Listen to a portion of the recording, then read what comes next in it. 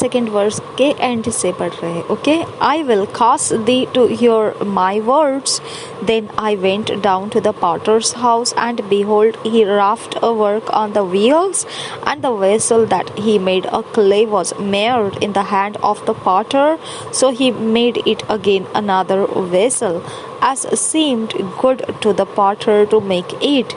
Then the word of the Lord came to me, saying, O house of Israel, cannot I do with you as this potter? Saith the Lord, Behold, as the clay is in the potter's hand, so are ye in mine hand, O house of Israel. At what instant I shall speak concerning a nation and concerning a kingdom, to pluck up and to pull down and to destroy it? If that nation against whom I have pronounced turn from their evil, I will repent of the evil that I thought to do unto them.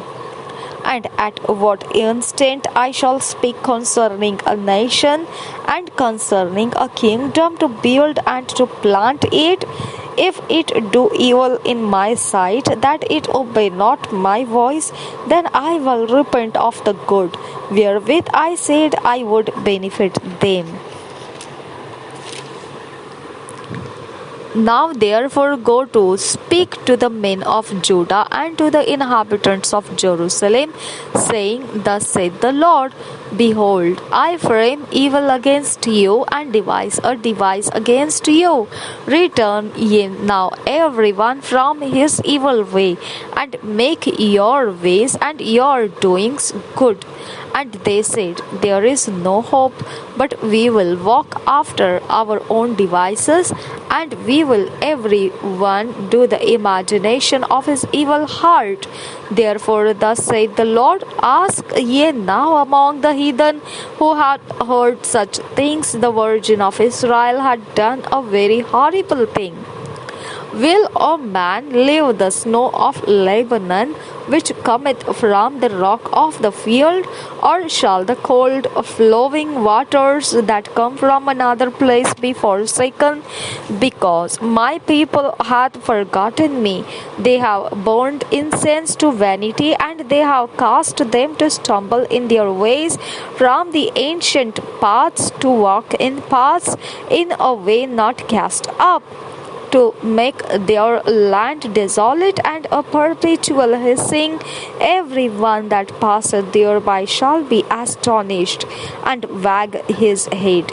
I will scatter them as with an east wind before the enemy. I will shew them the back and not the face in the day of their calamity. Then said they, Come, and let us devise devices against Jeremiah, for the law shall not perish from the priest, nor counsel from the wise, nor the word from the prophet. Come, and let us smite him with the tongue, and let us not give heed to any of his words. Give heed to me, O Lord, and hearken to the voice of them that contend with me. Shall evil be recompensed of good, for they have digged a pit for my soul?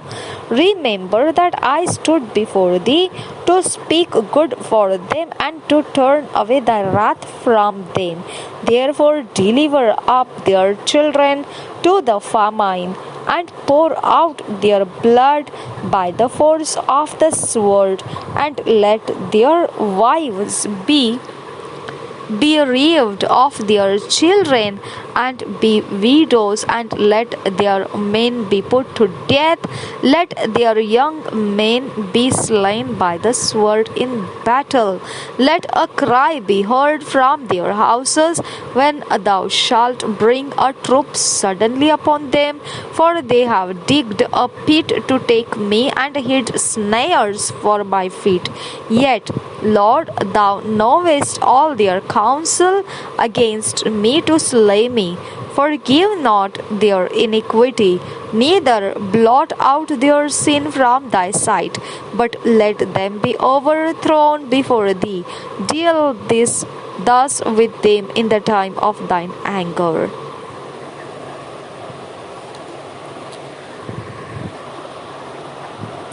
पवित्र आत्मा, हमने वचन तो पढ़ लिया लेकिन हम कुछ भी समझ नहीं पाए हैं इसमें से। हमारी सहायता कर पवित्र आत्मा कि हम इन वचनों के भेद अब जब हिंदी में जब पढ़ रहे हैं तो और अच्छे से हम इसमें से समझ सके।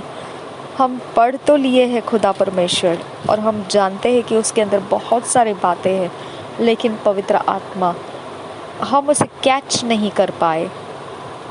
इतना तो हमने देख लिया कि उन अध्यायों में बहुत कुछ ज़बरदस्त बातें लिखी हुई है। कुछ बातें हमारी समझ में तो आ गई, लेकिन ज़्यादातर हम उन बातों के ऊपर रुक नहीं पाए। हम रुकना चाहते हैं और हम जानना चाहते हैं कैसा भला परमेश्वर है हमारा, किस प्रकार से हमारा जीवन बदलता है, वो कैसे वो हमारे शत्रुओं के साथ फाइट करता है, किस प्रकार से वो हम अगर उसकी आज्ञा पालन करेंगे तो कैसे वो हमारे सहायता में, हमें रिवॉर्ड्स में, प्रतिफल में कैसे क्या क्या हमारे लिए रचना करके रखा हुआ है। बहुत कुछ है खुदा परमेश्वर इन अध्यायों में। हम मांगते हैं कि हमारा ध्यान खींच ले उन बातों के अंदर जहाँ पर ये सब कुछ लिखा हुआ है। ये अध्याय हमें समझ आने दे। नासरी यीशु के नाम में मांगते हैं, सुन और कबूल कर पिता। आमीन आमीन आमीन। हम पढ़ेंगे यिर्मयाह की भविष्यवाणी 17 अध्याय 18 अध्याय DSI बाइबल में से। पहले हम 17 अध्याय पढ़ेंगे।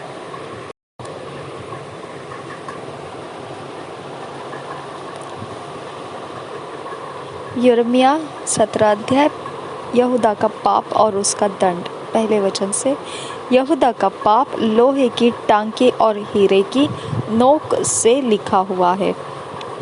वह उनके हृदय रूपी पटिया और उनकी वेदियों के सींगों पर भी खुदा हुआ है। उनकी वेदियाँ और अशेरा नामक देवियाँ जो हरे पेड़ों के पास और ऊंचे टीलों के ऊपर है, वे उनके लड़कों को भी स्मरण रहती है। हे मेरे पर्वत, तू जो मैदान में है, तेरी धन संपत्ति और भंडार मैं तेरे पाप के कारण लुट जाने दूंगा, और तेरे पूजा के ऊंचे स्थान भी जो तेरे देश में पाए जाते हैं, तू अपने ही दोष के कारण अपने उस भाग का अधिकारी न रहने पाएगा जो मैंने तुझे दिया है। और मैं ऐसा करूँगा कि तू अनजाने देश में अपने शत्रुओं की सेवा करेगा, क्योंकि तूने मेरे क्रोध की आग ऐसी भड़काई है जो सर्वदा जलती रहेगी। कुछ नीति वचन। यहोवा यूं कहता है, श्रापित है वह पुरुष जो मनुष्य पर भरोसा रखता है और उसका सहारा लेता है, जिसका मन यहोवा से भटक जाता है। वह निर्जल देश के अधमरे पेड़ के समान होगा और कभी भलाई न देखेगा।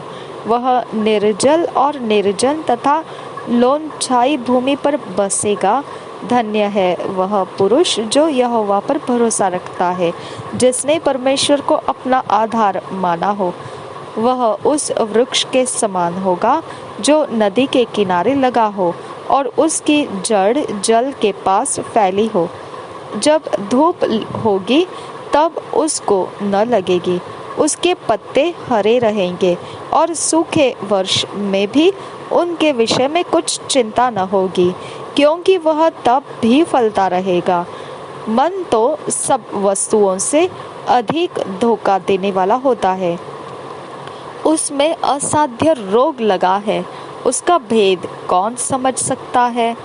मैं यहोवा मन की खोजता और हृदय को जांचता हूँ, ताकि प्रत्येक जन को उसके चाल चलन के अनुसार अर्थात उसके कामों का फल दूँ। मैंने आपको बोला ना, रिदम के साथ चलना पड़ता है हमको। ओके, देखो, हम अगर रिदम तोड़कर चलने की शुरुआत करते हैं ना, जैसे रिदम तोड़कर, ओके, पौलुस कहता था मैं यूनानी के साथ यूनानी हूँ, मैं जिसके साथ जो जैसा है वैसा मैं हूँ, यहूदियों के साथ यहूदी हूँ, ओके, अन्य जातियों के साथ जो परमेश्वर के वचन के अनुसार है वैसे ही रहा वो। लेकिन इस प्रकार से उसने कहा कि मैं जहाँ पर हूँ वैसा ही मैं हूँ, मतलब मैं उसके सुसंगति में रहता हूँ, मैं वहाँ पर मेरे पास जो पर्सनली मुझे पता है उस अकल से मैं नहीं चलता हूँ। ओके, उस अकल का मैं उनके विरोध में जाने का इस्तेमाल नहीं करता हूँ। मैं जैसा वो लोगों का है वैसे ही उठने बैठने चलने तौर तरीके जैसे है वैसे ही मैं अपने आप को उनके संगति में बनाए रखता हूँ, ताकि मैं उनको प्रभु के लिए जीत पाऊँ। ठीक है, तो आप उन्हीं को सिर्फ जीत सकते हैं जिनके साथ आप पहले खुद अपने आप को झुकाए रखते हैं। हालेलुया। अगर आप अपने आप को ऊंचा, गर्दन टेढ़ा करके ऊंचा करके बताएंगे आप अपने आप को कि आप मसीह हो और फिर आप बचाने के लिए जाओगे, तो कोई आपसे नहीं सुनेगा। ओके, पहले आप और हम पहले अपने अंदर से हम जो जानते हैं, जिस सच्चाई की पहचान हमारे अंदर है और जिस सच्चाई का डर हमारे अंदर है, क्या करना चाहिए और क्या नहीं करना चाहिए, ये सब कुछ हमारे अपने व्यक्तिगत रूप में मायने रखता है। हालेलुया।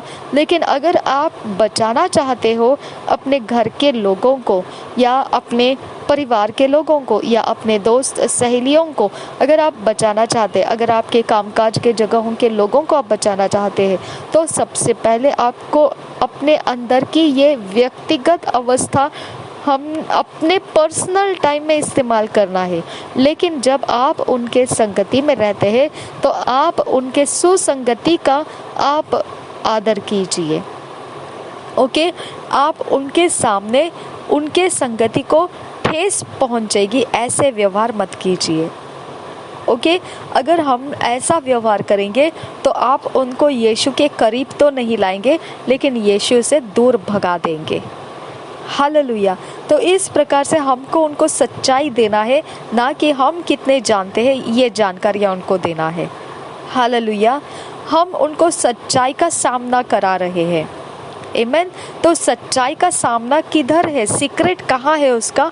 हमारे मन और हमारे हृदय के अंदर है। परमेश्वर मन और हृदय को जांचने वाला परमेश्वर है, खोजने वाला परमेश्वर है। ओके, तो हम जब उनके आमने सामने होते हैं, जब हम उनके संगति में उठ रहे बैठ रहे हैं, तो हम उनके संगति के अंदर से कुछ ले नहीं रहे हैं, बल्कि उनके संगति में हम कुछ दिए जा रहे हैं। हाँ, हमारे पास जो सच्चाई है उसको हम धीरे धीरे करके हम उनके लिए रिलीज किए जा रहे हैं, ताकि उनके मन के को परमेश्वर खोजे और उनका हृदय परमेश्वर जांच सके और उनके चाल चलन के अनुसार उनको परमेश्वर कुछ रास्ता निकाल कर दे सके। हालेलुया। तो आप परमेश्वर के काम कर रहे हैं, आप अपने औकात, अपनी हैसियत आप लोगों के ऊपर ऊंचा करके दिखाने के लिए नहीं है। हाँ, हमारी औकात है, हमारी हैसियत प्रभु यीशु मसीह है। तो प्रभु यीशु मसीह कहता है किसको स्वामी होना है तो वो पहले दास हो जाए। हाँ, किसको दास होना है तो किसको स्वामी होना है तो पहले वो नम्रता सीख ले। हालेलुया। तो हम पहले अपने व्यक्तिगत मसीही जीवन का बहुत ज़्यादा लोगों के सामने कड़ी गर्दन बनाकर खड़ा नहीं करना है। हमने परमेश्वर को रास्ता देना है कि लोगों के मन को वो खोजे, लोगों का हृदय वो खोजे। मुझे कुछ ऐसे लोग मिलते हैं, ओके, जिनका रिदम मेरे साथ चल जाता है, ओके, लेकिन वो अनबिलीवर्स है, अन्य जाति है। कुछ लोग मुझे ऐसे भी मिलते हैं जिनका रिदम मेरे साथ नहीं चलता है, चाहे वो विश्वासी हो चाहे वो अन्य जाति हो। ओके, तो अन्य जाति में भी अगर मेरा रिदम किसी के साथ मिल जाता है तो मैं इतना ही जानती हूँ कि परमेश्वर ने उसके मन को खोज लिया है और उसका हृदय को परमेश्वर ने जांच लिया है। अब परमेश्वर उसके कामों के अनुसार उसको कुछ देना चाहता है मेरे द्वारा। हालेलुया। तो हो सकता है जब मेरे गीतों के द्वारा हो सकता है, मेरे प्रार्थनाओं के द्वारा हो सकता है, या मेरी सहभागिता मतलब मैंने उनके साथ उठना बैठना, दोस्ती व्यवहार में चलना, इसके कारण हो सकता है, या कुछ लेन देन के व्यवहार करने से हो सकता है, या कोई प्रकार का उनकी सोचें मेरे सोचों में रखने की वजह से हो सकता है, क्योंकि मैं कंप्लीटली यीशु मसीह का हृदय और यीशु मसीह का मन अपने अंदर रखी हुई हूँ। तो मेरे संगति में सुसंगति होना सिर्फ वही हो सकता है जिसको परमेश्वर मेरे करीब रखना चाहता है। हालेलुया। तो इस प्रकार से आपका ध्यान रहना चाहिए कि जब आप परमेश्वर का वचन फैलाने के लिए जा रहे हो या परमेश्वर का वचन दे रहे हो किसी के पास, तो आपको ध्यान रखना है कि आप जो मसीह है उसका आप ज़्यादा मजबूती लोगों के ऊपर ठोकना नहीं है। हाँ, नरमाई से यानी आप उनके संगति के अंदर ट्यून होकर आप आराम से उनके मन की अवस्था परमेश्वर को देखने देना है, उनके हृदय की अवस्था परमेश्वर को जांचने देना है, ताकि परमेश्वर आपके अंदर क्या है उनको देने के लिए वो रिलीज कर सके। हालेलुया। 11 वचन से आगे, जो अन्याय से धन बटोरता है वह उस तितर के समान होता है जो दूसरी चिड़िया के दिए हुए अंडों को सेती है। जो अन्याय से धन बटोरता है, हाँ, जो अन्याय से धन बटोरता है, ओके, बहुत खास बात है ये। जो अन्याय से धन बटोरता है ये मसीह जीवन में भी होता है। देखिए, ये जो याकूब था, क्या किया याकूब ने? रेबेका का सुना और क्या कर दिया उसने? जाकर अपने भाई का पहलौठा अधिकार धोखा देकर छीन लिया। ठीक है, अब ये क्या हो गया यहाँ पर? क्या उसका भाई के पास अकल नहीं था? हाँ, अब ये अनजान था उस पहलौठे के बारे में। बड़ा भाई अनजान था, नादान था, इनोसेंट था, उसके काम उसके माता पिता को पसंद नहीं थे। ओके, और उसका चाल चलन तौर तरीका कहाँ से निकला था? उसी के तो घराने से निकला था। और कहाँ से? जिसको परमेश्वर ने बुलाया था, है ना। और परमेश्वर ही ने तो इसहाक को रिबका दी थी। तो फिर ये चाल चलन क्या परमेश्वर जानता नहीं था? जानता था। हालेलुया। तो परमेश्वर चाहता है कि तुम भले ही मसीह में एक दूसरे के साथ जब चल रहे हो सकता है किसी के पास 1 लाख रुपया है मसीह के पास, और आप मसीह है, आपके पास 1 लाख रुपया नहीं है, आप चाहते हैं कि वो दूसरा मसीह आपको दे दे। हाँ, तो आप चालाकी करते हैं। हाँ, और वो नहीं जानता है बेचारा, वो दूसरा मसीह जो है वो नहीं जानता है कि ये इंसान मेरे 1 लाख रुपए के ऊपर निगाह रखा हुआ है और इसको वो निकाल लेने के चक्कर में लगा हुआ है।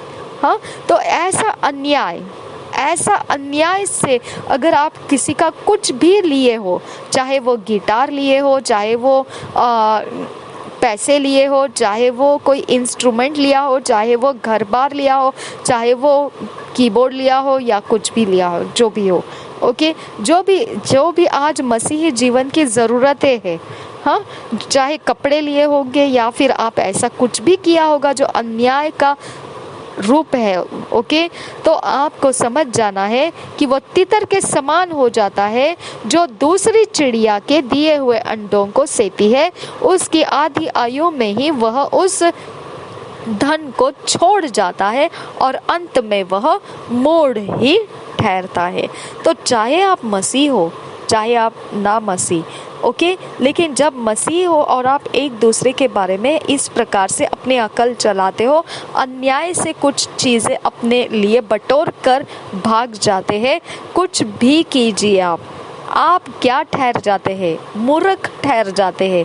और आप बीच रास्ते में आपके आयुष्य की लंबी डोर थी आपके लिए कटवा कर आधी कर देते हैं आप।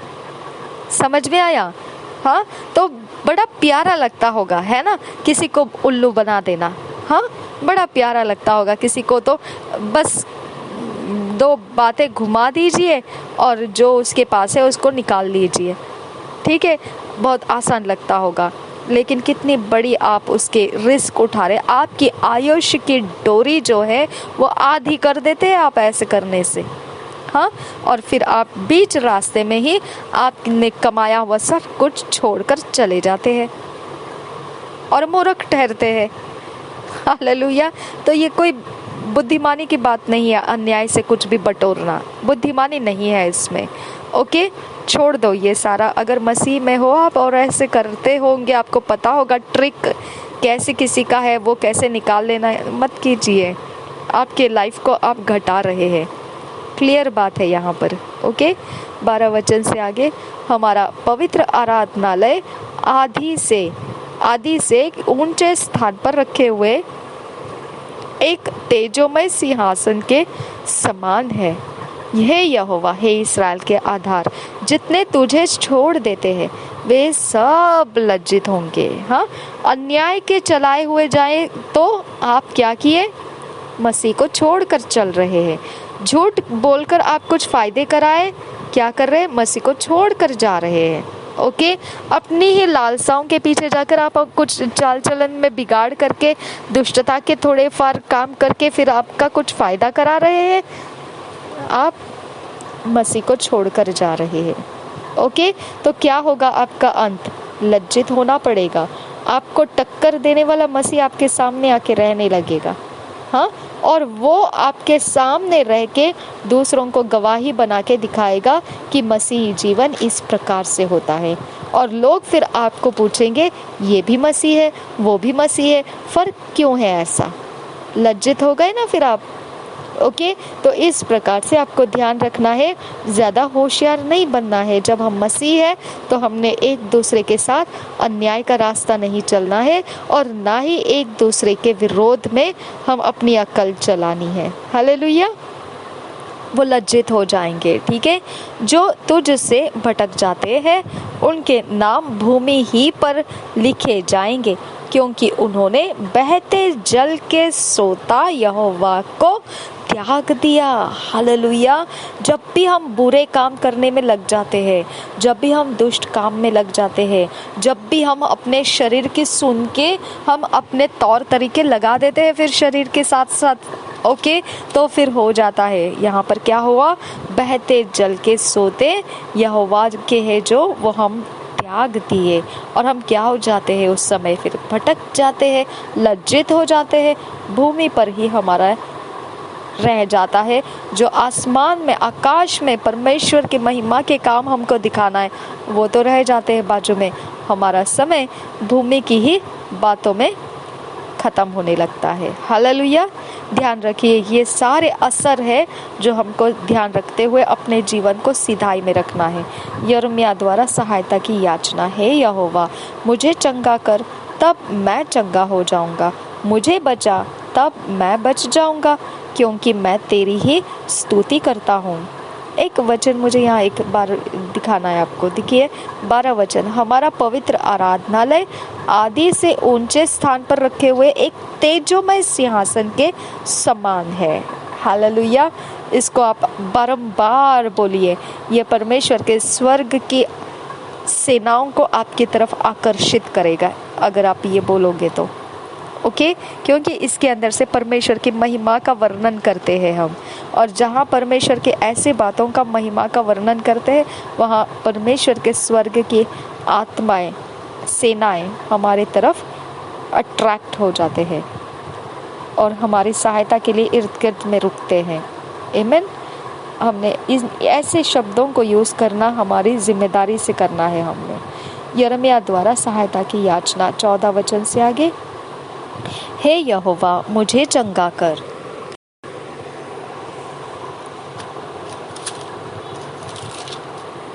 तब मैं चंगा हो जाऊंगा, मुझे बचा तब मैं बच जाऊंगा, क्योंकि मैं तेरी ही स्तुति करता हूँ। हालेलुया। देखो अब यहाँ पे नियम देखो क्या लिखा है, उसकी ज़रूरत क्या है? चंगाई। हाँ, बीमार है वो, उसकी सहायता की ज़रूरत है। ठीक है, दूसरी बात वो क्या कह रहा है? मुझे बचने की वो आशा रख रहा है।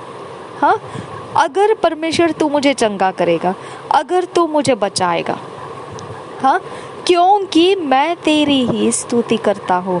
यानी आप जब प्रशंसा करते हैं परमेश्वर से, तो आप परमेश्वर को डिमांड भी कर सकते हैं कुछ प्राप्त करने के लिए। Hallelujah, hallelujah. जब आप गीत गाते हैं, जब आप आराधना करते हैं, जब आप प्रशंसा करते हैं, जब आप परमेश्वर के महिमा के वर्णन गा रहे होते, बोल रहे होते, आप उस समय खाली हाथ नहीं लौटते हैं। आप डिमांड कर सकते हैं, आपको चाहिए वो बातें, और आप बोल सकते हैं, यहोवा अगर तूने दिया तो हो सकता है, अगर तूने किया तो हो सकता है, अगर तू है तो है, अगर तू नहीं है तो कुछ भी नहीं है। हालेलुया। आप डिमांड कर सकते हैं। हालेलुया। देखिए 15 वचन से क्या है, सुन वे मुझसे कहते हैं, यहोवा का वचन कहाँ रहा, वह अभी पूरा हो जाए, परंतु तू मेरा हाल जानता है, मैंने तेरे पीछे चलते हुए। अब वो बीमार अवस्था है ना, तो उसके शत्रु तो उसको देख के मजाक ही उड़ाएंगे ना। हाँ, जब आप सताए जाते हैं तो आपके शत्रु तो आपकी पावर का मजाक ही उड़ा रहे हैं ना, कि क्या है तेरे पास, हाँ कहाँ है तेरा परमेश्वर, किधर है तेरा पावर, तुम लोग बिना पावर के लोग हैं, यही तो कह रहे होते हैं ना वो लोग। ठीक है, तो ये ही समय होता है कि परमेश्वर की आराधना करना है और डिमांड करना है, लॉर्ड मुझे बचा, ओके, लॉर्ड मुझे चंगा कर, लॉर्ड मुझे शत्रुओं के हाथों से छुड़ा। ओके, आप डिमांड कर सकते हो। हाँ, और आप बता रहे परमेश्वर को, देख मेरे बैरी मुझ पर हंस रहे हैं, देख मुझे ठट्ठों में उड़ाया जा रहा है, तू पावरलेस नहीं है, तू मेरे अंदर मौजूद है, लेकिन मैं पता नहीं, अब वो लोगों को यही मालूम पड़ रहा है क्योंकि उनके पावर चढ़ रहे हैं मुझ पर। हाँ, तो इसके लिए उनको प्रूफ मिल रहा है कि मेरे पास कोई पावर नहीं है उनको रिब्यूक करने का, उनको रोकने का, और वो जीत रहे हैं मेरे ऊपर। तो फिर अब क्या करूँ, मैं स्तुति ही कर रहा हूँ मैं तेरी, और अब तूने कुछ करना है उनके विरोध में। हालेलुया। 16 वचन से देखिए, परंतु तू मेरा हाल जानता है, मैंने तेरे पीछे चलते हुए उतावली करके चरवाहे का काम नहीं छोड़ा। यानी देखिए, आपको जो हथियार है पौलुस प्रेरित पौलुस ने बताए हुए, उसमें ये हथियार भी है ना। कौन सा हथियार है? सुसमाचार के जूते हमने पैरों पर चढ़ाए रखना है, और हम शांति के मेल के सुसमाचार के जूते इस्तेमाल करते हुए चलना है। देखिए मैं कैसे इस्तेमाल करने का मैं आपको बताती हूँ। कुछ ऐसे, अब जब हम इस्तेमाल कर रहे हैं, ठीक है, कुछ ऐसे रहता है, मुझे नहीं मालूम रहता है कि वो इंसान कुछ बुरी बातों से मेरे तरफ आया है, मैं नहीं जानती हूँ, ठीक है, मुझे नहीं पता है, लेकिन परमेश्वर जानता है। हाँ, तो चाहे वो इंसान कैसा भी क्यों ना हो, मुझे जब पता नहीं है, अज्ञान हो मैं उसके इरादों के विषय में, मेरे मुंह से क्या निकलता है पता है? चरवाही। हाँ, मैं उसकी चरवाही करने लगती हूँ, मैं उसको आनंद देती हूँ, शांति देती हूँ, उसके मन के चोट की बातों के ऊपर मैं परमेश्वर के वचनों को देकर उसको ठंडक पहुँचाती हूँ, परमेश्वर का आनंद उसमें भर आता है। वो सारा क्या हो गया? सुसमाचार के जूते का काम शुरू हो चुका। ठीक है, तो ये तरह से आप कभी भी परमेश्वर की सेवा किए बगैर नहीं रहते हैं। शत्रुओं के देखते आप परमेश्वर की सेवा कर रहे होते, शत्रु हंस रहे होते हैं, हाँ, बैरी आपके ऊपर हंस रहे होते हैं, आपके मजाक उड़ा रहे होते हैं, लेकिन आप उनको ठंडक पहुंचाते हैं, आप परमेश्वर की सेवकाई उनके ऊपर रिलीज कर रहे होते हैं। ओके, और ये एक कारण बन जाता है परमेश्वर को मजबूर करने का कि अब तो तुझे मेरा सुनना ही पड़ेगा। हाँ, न मैंने उन आने वाली विपत्ति के दिन की लालसा की है, जो कुछ मैं बोला वह तुझ पर प्रकट था। और आप जो बोलते हैं ना, उसमें से भी जो आप गलत कन्फेशंस कर दिए, तो वो कह रहा है कि उसमें से भी मुझ पर कुछ मेरे ऊपर गलत बीत जाए, ऐसे मैं नहीं मांग रहा हूँ तेरे से। ओके, और मैं कभी मांगूंगा भी नहीं ऐसे कि मैंने कुछ बोला है नेगेटिव, वो मेरे ऊपर विपत्ति होकर आए, मैंने ऐसे नहीं बोला है कभी।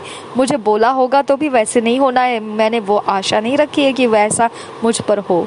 ओके, तो मैंने जो बोला है वो भी मैं तेरे सामने रख देता हूँ। शायद से मैंने कुछ नेगेटिव बोला होगा, इसके लिए मेरी ऐसी अवस्था है, शायद से मैंने कुछ ऐसा काम किया होगा जिसके कारण मुझ पर यह विपत्ति है, तो मैंने तो आशा नहीं रखी थी ऐसा कुछ मेरे ऊपर आना है। तो अब क्या है, तू ही सिर्फ उसका कुछ हल कर सकता है।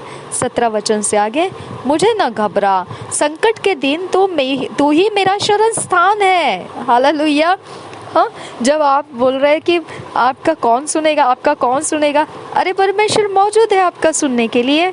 Hallelujah, hallelujah. आप ध्यान दीजिए मेरी तरफ, ओके।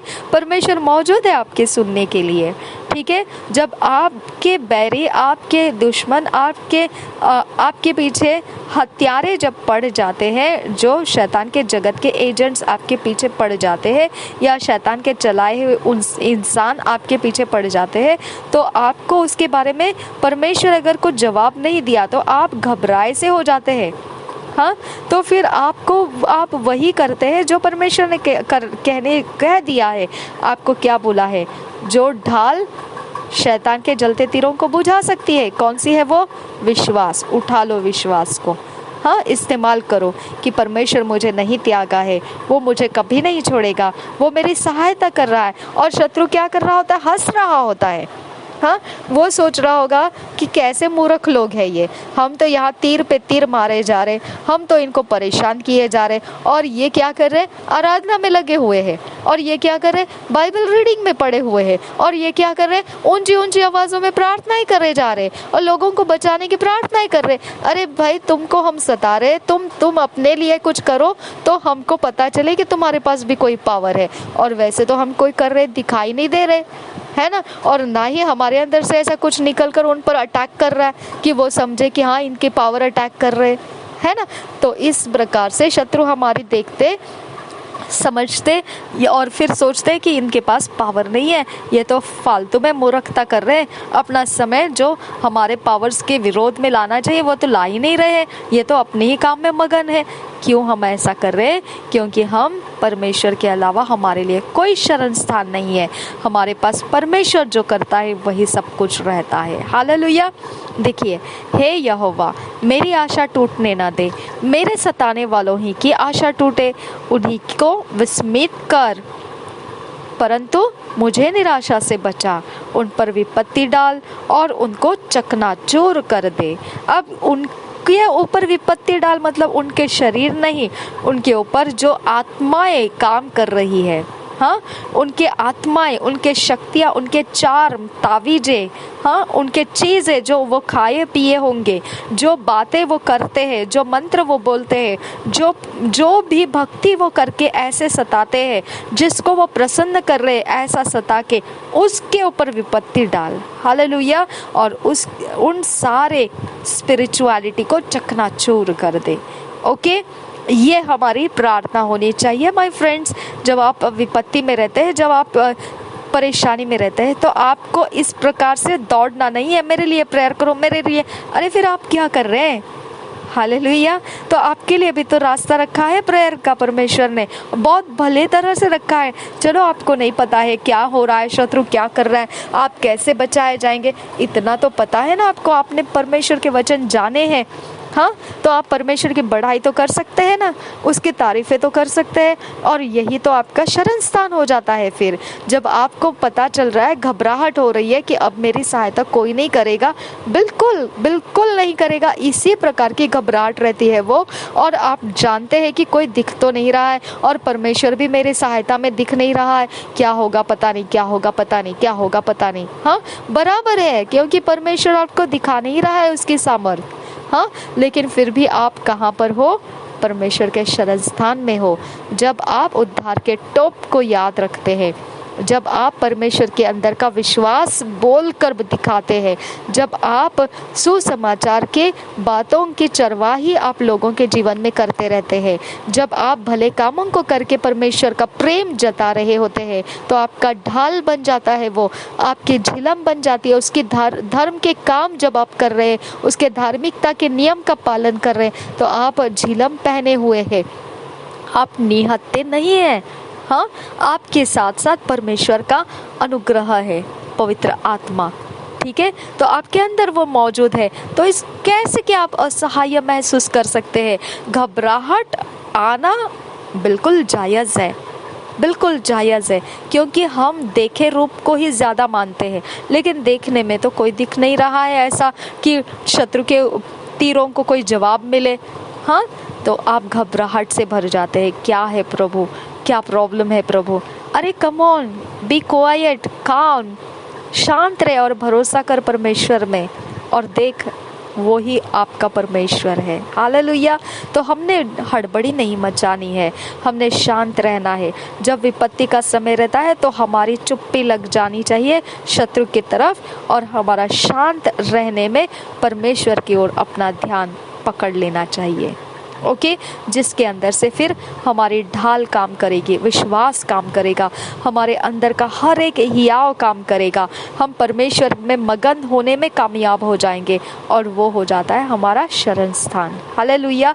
बस उस शरण स्थान में चले जाइए और देखिए फिर परमेश्वर की ओर की सेना कैसे निकलती है और आपकी विपत्ति कैसे टल जाती है। आमीन। इस तरह से हमारे समयों को हमने मुकाबला करना है, निपटना है। हालेलुया। ये नहीं कि आप इसके उसके प्रार्थनाओं के पीछे दौड़ते जाए। आमीन। देखो यहाँ क्या लिखा है, विश्राम दिवस का पालन। यहोवा ने मुझसे यूं कहा, जाकर सदर फाटक में खड़ा हो, जिससे यहूदा के राजा वरन यरूशलेम के सब रहने वाले भीतर बाहर आया जाया करते हैं, और उनसे कहे, हे यहूदा के राजाओं और सब यहूदियों, हे यरूशलेम के सब निवासियों और सब लोगों जो इन फाटकों में से होकर भीतर जाते हो, यहोवा का वचन सुनो। यहोवा यूं कहता है, सावधान रहो, विश्राम के दिन कोई बोझ मत उठाओ, और न कोई बोझ यरूशलेम के फाटकों के भीतर ले आओ। ये हो गया विश्राम का दिन। ये विश्राम का दिन क्या है? शब्बात। शब्बात कौन है? प्रभु यीशु मसीह। तो विश्राम का दिन किसके अंदर है? शब्बात किसके अंदर है? हमारे अंदर है। यीशु मसीह हमारे अंदर है तो शब्बात हमारे अंदर है। हालेलुया। शब्बात को बनाने वाला परमेश्वर हमारी ओर से है। तो फिर अब क्या है? हमारे बोझ को नहीं उठाना है। हालेलुया। हमारे कोई भी चीज़ का बोझ हमने नहीं उठाना है, हमारे कोई भी बातों का डर हमने नहीं रखना है, क्योंकि शब्बात हमारे अंदर मौजूद है। हालेलुया। अब वो विश्राम का समय है। अब निपटने वाला सेना परमेश्वर की ओर से हमारे लिए मौजूद है। तो हमने कोई हाथापाई करनी है? बिल्कुल नहीं। हमने कोई लड़ाई करनी है? बिल्कुल नहीं। हमने किसी के ऊपर जाकर कुछ अटैक करने हैं? बिल्कुल नहीं। करने वाला कौन है? परमेश्वर की सेना। और आपने क्या करना है? जो यहाँ पर यिर्मयाह ने किया। यिर्मयाह हाथापाई करने गया? बिल्कुल नहीं।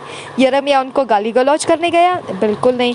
यिर्मयाह ने कोई ट्रिक चलाई? बिल्कुल नहीं। यिर्मयाह ने कोई पावर को लेने के लिए भागा? बिल्कुल नहीं। क्या किया उसने? स्तुति किया सिर्फ। हालेलुया। क्या किया उसने? सिर्फ परमेश्वर की प्रशंसाएं करता बैठा, परमेश्वर के साथ बातें करता बैठा। हालेलुया। हाँ, परमेश्वर के साथ क्या करते बैठा? वो बातें करते बैठा। क्या कर रहा है वो? यहाँ कोई सुन रहा है उसका? बिल्कुल नहीं।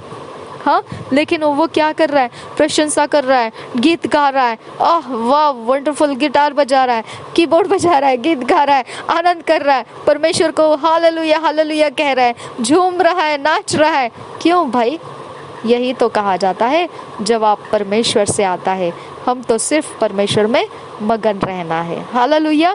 तो इस प्रकार से परमेश्वर का जवाब हमारी ओर आता है और हम उसके साथ बातचीत करते हैं। हम परमेश्वर को अपने मन की बातें खोल खोल कर बताते हैं कि ऐसे समय में हमारा क्या हो रहा है। हालेलुया। अब आगे देखिए क्या है, 22 वचन। विश्राम के दिन अपने अपने घर से भी कोई बोझ बाहर मत ले जाओ, और ना किसी रीति से कामकाज करो, वरन उस आज्ञा के अनुसार जो मैंने तुम्हारे पुरखाओं को दी थी। विश्राम के दिन को पवित्र माना करो। तो हमारा विश्राम दिन यीशु है। अगर यीशु हमारे अंदर है, अगर विश्राम दिन को पवित्र माना जाना चाहिए, तो हमारा हर एक दिन को हमने पवित्र मानना है। Hallelujah hallelujah. ना ही पहला दिन है, ना ही दूसरा दिन है। हमारे सब दिनों का नाम क्या नाम है? शब्बात का दिन, पवित्र दिन। ओके, कैसा मानना है उसे? पवित्र मानना है। नाम क्या रखा है उसका? विश्राम का दिन, शब्बात। हाँ, और कैसा है वो, कैसे उसको सेलिब्रेट करना है, पवित्र मानते हुए। कैसे पवित्र मानते हुए, कुछ कामकाज नहीं करना है, कुछ परेशानियों को याद नहीं करना है, कुछ दुखों को याद नहीं करना है, कुछ कष्ट को महसूस नहीं करना है, कुछ प्रकार की चिंताओं को नहीं करना है, कुछ ऐसा नहीं करना है जो परमेश्वर को पसंद नहीं आता है। Come on my dear friends, और क्या चाहिए आपको? रोज का दिन आपका पार्टी का दिन है, हालेलुया। रोज का दिन आपका झूमने नाचने का दिन है, रोज का दिन। अगर ये आप नहीं कर रहे हो तो आप जाहिर हो जाता है कि आप मसीह जीवन नहीं जी रहे हो, क्योंकि मसीह जीवन शब्बात का दिन जीवन है, हालेलुया। शब्बात की दिनचर्या है, हालेलुया। शब्बात के दिनचर्या है मसीही जीवन। और अगर आप मसीही जीवन इस प्रकार से शब्बात के अनुसार नहीं जीते हैं तो आप मसीह नहीं है, हालेलुया। ओके, परंतु उन्होंने न सुना और न कान लगाया, परंतु इसके विपरीत हट किया कि न सुने और ताड़ना से भी न माने। देखो, जब मसीह नहीं सुनते हैं फिर उनको ताड़ना भी दिया था, लेकिन वो ताड़ना को भी नहीं माने। हाँ, पनिशमेंट भी किया था उनको, लेकिन वो फिर भी नहीं माने। परंतु यदि तुम सचमुच मेरे सुनो, यहोवा की यह वाणी है, विश्राम के दिन इस नगर के फाटकों के भीतर कोई बोझ न ले आओ, और विश्राम दिन को पवित्र मानो और उसमें किसी रीति का कामकाज न करो। यानी किसी रीति का कामकाज मत करो, यानी फिजिकल एक्टिविटीज में जो हम पाप किया करते थे, दुष्टता किया करते थे, शरीर के मसले बारंबार हम उखाड़ कर उसमें जी रहे थे, कम ऑन, हमको वो जीवन अब नहीं रहा है, हालेलुया। तो हमने दोबारा उसके अंदर से उठा कर कुछ जीना नहीं है, उसी को कामकाज कहा गया है। तब तो दाऊद की गद्दी पर विराजमान राजा रथों और घोड़ों पर चढ़े हुए हकीम और यहूदा के लोग और यरूशलेम के निवासी इस नगर के फाटकों से होकर प्रवेश किया करेंगे, और यह नगर सर्वदा बसा रहेगा, हालेलुया। ये नगर हमेशा बसा रहता है जो शब्बात का पालन करता है, आमेन। अगर अन्याय नहीं करोगे, अगर सीधाई के रास्ते से, खराई के रास्ते से चलोगे तो आपके आयुष्य की डोरी घटेगी नहीं, आधी नहीं हो जाएगी, समझ में आया। और आप शब्बात का पालन करोगे तो सर्वदा बसा रहेगा, सर्वदा के लिए आप एस्टैब्लिश रहेंगे, स्थापित रहेंगे आप, आमेन। लोग होम बलि, मेल बलि, अन्न बलि, लोबान और धन्यवाद बलि लिए हुए यहूदा के नगरों से और यरूशलेम के आसपास से, बिन्यामीन के देश और नीचे के देश से, पहाड़ी देश और दक्षिण देश से यहोवा के भवन में आया करेंगे। और ऐसा मसीही जो है, जो शब्बात को मानता हुआ रोज पवित्र जीवन जी रहा है, रोज का दिन उसका शब्बात का दिन है जानते हुए रोज वो पवित्र जीवन में जी रहा है, तो ऐसों की संगति प्यारी लगती है मसीहों को, जिनको पवित्रता पसंद है, हालेलुया। उनके सामने वही फेलोशिप आती जाती रहती है, लोगों के रेल चल रहती है जिनको इस शब्बात का पालन करना आता है। वो हो गई फिर आपकी सुसंगति, हालेलुया। देखिए यहाँ पर क्या है, आपके रिदम फिर मैचिंग हो जाते हैं जब आप इस प्रकार के मसीहत के जीवन को जी रहे, और ऐसे मसीहत के जीवन में मिठास में लोग पसंद कर रहे हैं कि यही मिठास हम भी चाहते थे, अच्छा हो गया हमें अच्छे मसीही लोग मिल गए एक दूसरे की संगति के लिए। तो ये संगति को मिठास, रिदम में रखा हुआ मिठास जो है, इसमें आप आनंदित रहते हैं, फेलोशिप में रहते हैं। 27 वचन, परंतु यदि तुम मेरी सुनकर विश्राम के दिन को पवित्र न मानो और उस दिन यरूशलेम के फाटकों से बोझ लिए हुए प्रवेश करते रहो, तो मैं यरूशलेम के फाटकों में आग लगाऊंगा और उससे यरूशलेम के महल भी भस्म हो जाएंगे और वह आग फिर न बुझेगी, हालेलुया। तो ध्यान रखिए आप कि शब्बात का पालन करना मतलब पवित्रता में जीवन जीना। शब्बात प्रभु यीशु है, हमारे अंदर है, तो हमने पालन करते वक्त उस दिन का महत्व किस में होता है? पवित्र जीवन में होता है। तो अगर हम इस प्रकार से नहीं जिएंगे तो यहाँ पे वार्निंग है कि तुम एस्टैब्लिश्ड नहीं हो पाएंगे, तुम्हारा जीवन शांति में नहीं रहेगा, तुम्हारा जीवन भटकता और गिरता उठता लड़खड़ाता हुआ रहेगा। हाँ, कभी स्थिरता उसमें नहीं रहेगी। हालेलुया। ध्यान रखिए आप, ये सारा असर है आत्मिक जीवन में अब होता है हमारे जीवन के अंदर, जब हम मसीह जीवन के रास्ते सही ढंग से समझकर नहीं चलते हैं तब। आमीन। यिर्मयाह कुम्हार के घर में 18 अध्याय पहले वचन से यहोवा की ओर से यह वचन यिर्मयाह के पास पहुंचा, उठ और कुम्हार के घर जा और वहाँ मैं तुझे अपने वचन सुनाऊंगा। इसलिए मैं कुम्हार के घर गया और क्या देखा कि वह चाक पर कुछ बना रहा है। जो मिट्टी का बर्तन वह बना रहा था वह बिगड़ गया और उसने उसी का दूसरा बर्तन अपनी समझ के अनुसार बना दिया। अब ये जो 4th वचन है ये आदम के बारे में बताता है। कुम्हार परमेश्वर है। ओके, मिट्टी आदम था, परमेश्वर ने मिट्टी का बर्तन बनाया जो आदम नाम रखा उसका। हाँ, उसने अपना रास्ता बिगाड़ लिया और फिर अब दूसरा आदम आ गया, वो है प्रभु यीशु मसीह। हालेलुया। अपनी समझ के अनुसार बना दिया। तब यहोवा का यह वचन मेरे पास पहुंचा है, इस्राएल के घराने, यहोवा की यह वाणी है कि इस कुम्हार के समान तुम्हारे साथ क्या मैं भी काम नहीं कर सकता? देख, जैसे मिट्टी कुम्हार के हाथ में रहती है वैसे ही है इस्राएल के घराने, तुम भी मेरे हाथ में हो। जब मैं किसी जाति या राज्य के विषय कहूँ कि उसे उखाड़ूंगा या ढा दूंगा अथवा नष्ट करूंगा, तब यदि उस जाति के लोग जिसके विषय मैंने यह बात कही हो अपनी बुराई से फिरे, कम ऑन, हाँ कम ऑन, ये किसके लिए है? ये आपको सताने वालों के लिए है। कम ऑन नाउ, समझ में आया?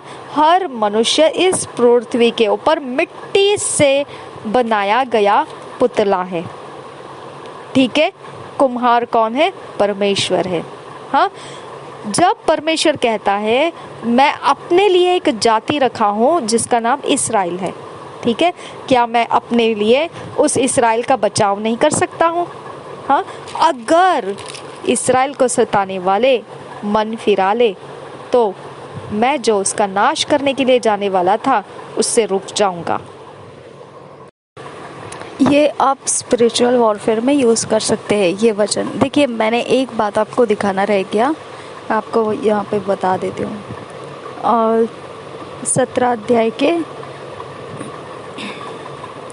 17 वचन में लास्ट में देखो क्या लिखा है, परंतु मुझे निराशा से बचा, उन पर विपत्ति डाल और उनको चकनाचूर कर दे। ओके, उन पर विपत्ति डाल और उनको चकनाचूर कर दे। लेकिन उसके शुरुआत में उसने क्या किया था? 14 अध्याय में देखो क्या किया था। उसने अपनी बिनती को रखा था, मुझे चंगा कर, मुझे बचा, और तू नहीं कर सकता है तो और कोई नहीं कर सकता है, क्योंकि मैं तेरी ही स्तुति करता हूँ। क्योंकि जिसकी स्तुति, जिसकी प्रशंसा की जाती है वो ही जिम्मेदारी उठाता है हमारी रखवाली करने का, ऐसा वो बता रहा है। तो अब ये बात आपको ध्यान रखना है कि उसने शुरुआत में ऐसा सब कुछ नहीं कहा था कि उनका नाश कर, ये कर, वो कर, ऐसा नहीं बोला था। लेकिन जब सब बातें उसकी बातें करने में जब वो निराशा की बातें, अपनी विपत्ति की बातें बताना शुरू करा, तब उसका क्या होने लगा? देखो, निगेटिविटी में बदलने लगा वो। 18 वचन क्या है? हे यहोवा, मेरी आशा टूटने ना दे, मेरे सताने वालों ही की आशा टूटे, उन्हीं को विस्मित कर, परंतु मुझे निराशा से बचा, उन पर विपत्ति डाल और उनको चकनाचूर कर दे। यानी जब आप अपने परिस्थिति के ऊपर आप ध्यान लगाओगे तो आप निगेटिविटी में बदलते जाते हैं। ओके, क्योंकि जब आप देखो, अगर आपको कोई विरोध करने लगा तो आपके अंदर एक सिस्टम है, डिफेंस सिस्टम, ओके, जो आप अपने आप को बचाने के लिए विरोधी को डील करने लगते हैं, निपटने लगते हैं। वो निपटने का जो तरीका है उसके अंदर से जो आप व्यवहार करते हो वहाँ पर ही आपको मसीह के वचन याद रहना चाहिए कि आपके पास उसको निपटने का विश्वास का ढाल है, सुसमाचार के वचन है, आप उसके साथ निपटने के लिए उद्धार का टोप है, झिलम है धार्मिकता की जो प्रभु यीशु का है, आत्मा की तलवार है, जो परमेश्वर का वचन है, कमरबंद है, जो पवित्र वचनों से हम अपने मन के अंदर भरे हुए वचनों को रखा है, ठीक है। और पीठ के पीछे परमेश्वर हमारे साथ हमारे लिए स्वर्गदूत रखा है। हमारे पैरों को परमेश्वर ने स्वर्गदूतों के द्वारा संभाला है। आपको ये सारे मालूम होना चाहिए कि तू नाग और सिंह को कुचलेगा, तू जवान सिंह और अजगर को लताड़ेगा, ओके। और ये भी मालूम होना चाहिए कि यीशु के नाम में हमको अधिकार और सामर्थ्य दिया है कि हमने ऐसे तरह से निपटना है। हमें निपटने बगैर दूसरा रास्ता नहीं है। तो अगर ये सारी बातों को आप उस क्षण में यूज़ में डालोगे तब आप जीत जाते हैं, ओके। नहीं तो आप उस रिएक्शन में आप क्या निकालते हो पता है? बद्दुआएं निकालते हो, श्राप निकालते हो, आप मुश्किलें डाल देते हो, आप उनको श्रापित कर देते हो कि उनके फाइनेंस ख़त्म हो जाए, उनके ये ख़त्म हो जाए, उनके वो ख़त्म हो जाए, उनका चकनाचूर हो जाए, वो नाश हो जाए, ओके। हर प्रकार के मनुष्य के शरीर के ऊपर आप जितना हो सके उतना आपका निगेटिविटी को उंडेल देते हैं और वो शक्तियाँ तो रह जाती है बाजू में, ओके। वो शक्तियाँ बाजू में रह जाती है, लेकिन वो शरीर को आप पीड़ाओं में ढकेल देते हैं। अब जब आप ऐसा कर रहे होते हैं तो आपको याद रखना है कि ये एक समय रहता है जहाँ आप संकट को परमेश्वर के सामने खोल के अपने बयान में आप दे रहे होते हैं। वो समय में आपके मुंह का नेगेटिविटी का असर खुलने लगता है, ओके। अब ये नेगेटिविटी के असर में आप जो बोलोगे वैसा ही आपके शत्रु के ऊपर होता है, क्योंकि उनके स्पिरिचुअलिटी में भी कमज़ोरियाँ हैं, ओके। उनके स्पिरिचुअलिटी भी ये मत सोचिए कि बहुत टकाटक मजबूत है, बिल्कुल नहीं। वो तो रेत पर बंधे घर है और आप चट्टान के ऊपर बंधे घर है। आप उनके ऊपर अगर ऐसे शब्द मारेंगे तो वो चकनाचूर होंगे ही होंगे, क्योंकि आप उनसे ज़्यादा पावरफुल है, ओके। वो अपने मुंह से जो बोलते हैं वो बोलते होंगे, लेकिन आपके मुंह से जब निकलेगा तो ख़त्म हो गया, उनका शहरपना टूटना ही टूटना है, समझा। तो ध्यान रखना है आप क्या तोड़ रहे हो, आप क्यों तोड़ रहे हो, ओके। अब मैं जब प्रेयर करती हूँ ऐसा कि प्रभु उनके फाइनेंस ख़त्म कर, प्रभु उनके जीवन के अंदर के ये विपत्ति को लेकर आ, ताकि उनके शरीर नम्र हो जाए। अगर वो शरीर नम्र हुआ तभी जाके वो परमेश्वर को ढूंढता है। जब उसका शरीर सब कुछ आराम में रहेगा वो परमेश्वर की लालसा नहीं करता है। उसको लगता है बस दुष्टता करने में ही आनंद है, ये लोग पावरलेस है, हम लोग पावरफुल है। उस घमंड में, उस भ्रम में वो चल रहे होते हैं, ओके। जब उनके पावर्स हम स्ट्रिप ऑफ कर देते हैं, तोड़ कर रख देते हैं और उनके ऊपर ये सारे बातें हम बोलते हैं, लॉर्ड उनके ऊपर ये प्रकार से परमेश्वर तू आक्रमण डाल दे, तो वो आक्रमण को अब वो कैसे सामना करेंगे? आ गया ना फिर पावर देखने का समय, समझा। तो अब ऐसा समय हो जाता है फिर उनके लिए कि उनको निपटना भारी पड़ जाता है और तब वो सबक सीखते हैं कि बस रे बस, इनसे तो नहीं, कुछ ना करे वो ही अच्छा है। हाँ, हम कुछ नहीं कर रहे, हम हाथापाई किए बिल्कुल नहीं, ओके। हम कुछ बीच में जाके उनको परेशानी कर रहे हैं बिल्कुल नहीं, ओके। लेकिन हमारे से जो उनको रिस्पॉन्स परमेश्वर भेजता है वो हमारे प्रार्थना करने के शब्दों के अनुसार उनका रिस्पॉन्स तैयार हो जाता है। पौलुस भी मारकाटे कर रहा था, मसीहों को डरा के रखा था, मसीह घर के अंदर से बाहर नहीं निकल रहे थे। अब कब उनकी जान चली जाएगी, वो खतरे में पड़े हुए ऐसे प्रकार की अवस्था में वो सांस से गिन गिन के भर रहे थे कि अभी आ जाएगा और कलीसिया को ख़त्म करने के लिए उसको निकाला गया, रखा गया, नियुक्त किया गया है, ओके। ऐसे अवस्थाओं में वहाँ लिखा है वचनों में कि वो लोग प्रार्थना कर रहे थे, लगातार इकट्ठे होकर वो प्रार्थना कर रहे थे, विनतियाँ कर रहे थे, प्रभु से मांग रहे थे। लेकिन मांगा क्या उन्होंने, आपको पता चलेगा वो प्रार्थनाओं में उन्होंने क्या मांगा था। उन्होंने जो मांगा वो रिएक्शन में आपको दिखाई देता है। पौलुस में क्या रिएक्शन आया परमेश्वर का, ओके। परमेश्वर का रिएक्शन ये आया कि प्रभु यीशु खुद उनको मिलने के लिए चला गया, पौलुस को, उसको रोक दिया बीच में, उसको पहचान कराई तू प्रभु कौन है और मनुष्य क्या है, ओके। और उसका मन ऐसा बदल दिया कि उसको अवसर नहीं दिया चुनाव करने का कि तू चुन ले, ऐसा अवसर नहीं दिया। सीधा उसको घसीट लिया प्रभु में और फिर उसको भविष्य भी बता दिया बाद में कि तू किस तरह के मौत मरने वाला है और तू किस तरह की पीड़ाओं को अब सहन करने वाला है। तो ये परमेश्वर का पनिशमेंट देने का तरीका था उसको। ओके, उससे बहुत बड़े बड़े पत्र लिख कर तो लिए, लेकिन आप उसके रास्ते देखेंगे तो वो बोलता है मसीह से ज़्यादा मैंने कोड़े खाए, और जितना मसीह को नहीं सताया वैसा मैं कितनी बार सताया गया हूँ।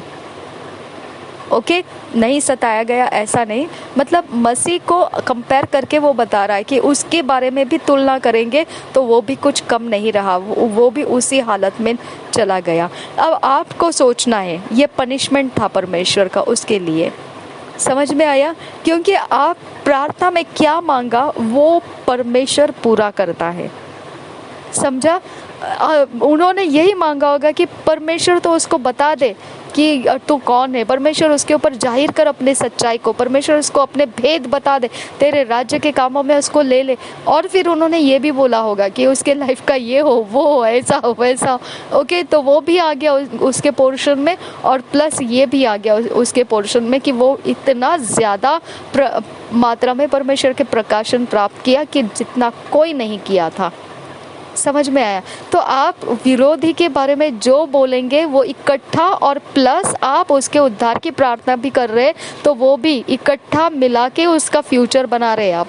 ध्यान रखना ये बात का। ओके, तो इस तरह से आपको ध्यान रखना है कि जब हम वॉरफेयर प्रेयर हम बोलते हैं, लेकिन वॉरफेयर प्रेयर आप पहले वचन की समझ रखिए। आप पहले हमने वचन को जानना है कि हम क्या बात कर रहे हैं, क्या बोल रहे हैं हम। ओके, और यही है व्यवस्था विवरण का जो मैं हमेशा याद दिलाती हूँ कि ऐसा वचन जो वहाँ पर लिखा गया है कि समझ की कमी थी, कि वो अंत को देख नहीं पाया और अंत की चिंता नहीं रखी उसने, और ऐसे ऐसे चुनाव करके रखे उसने।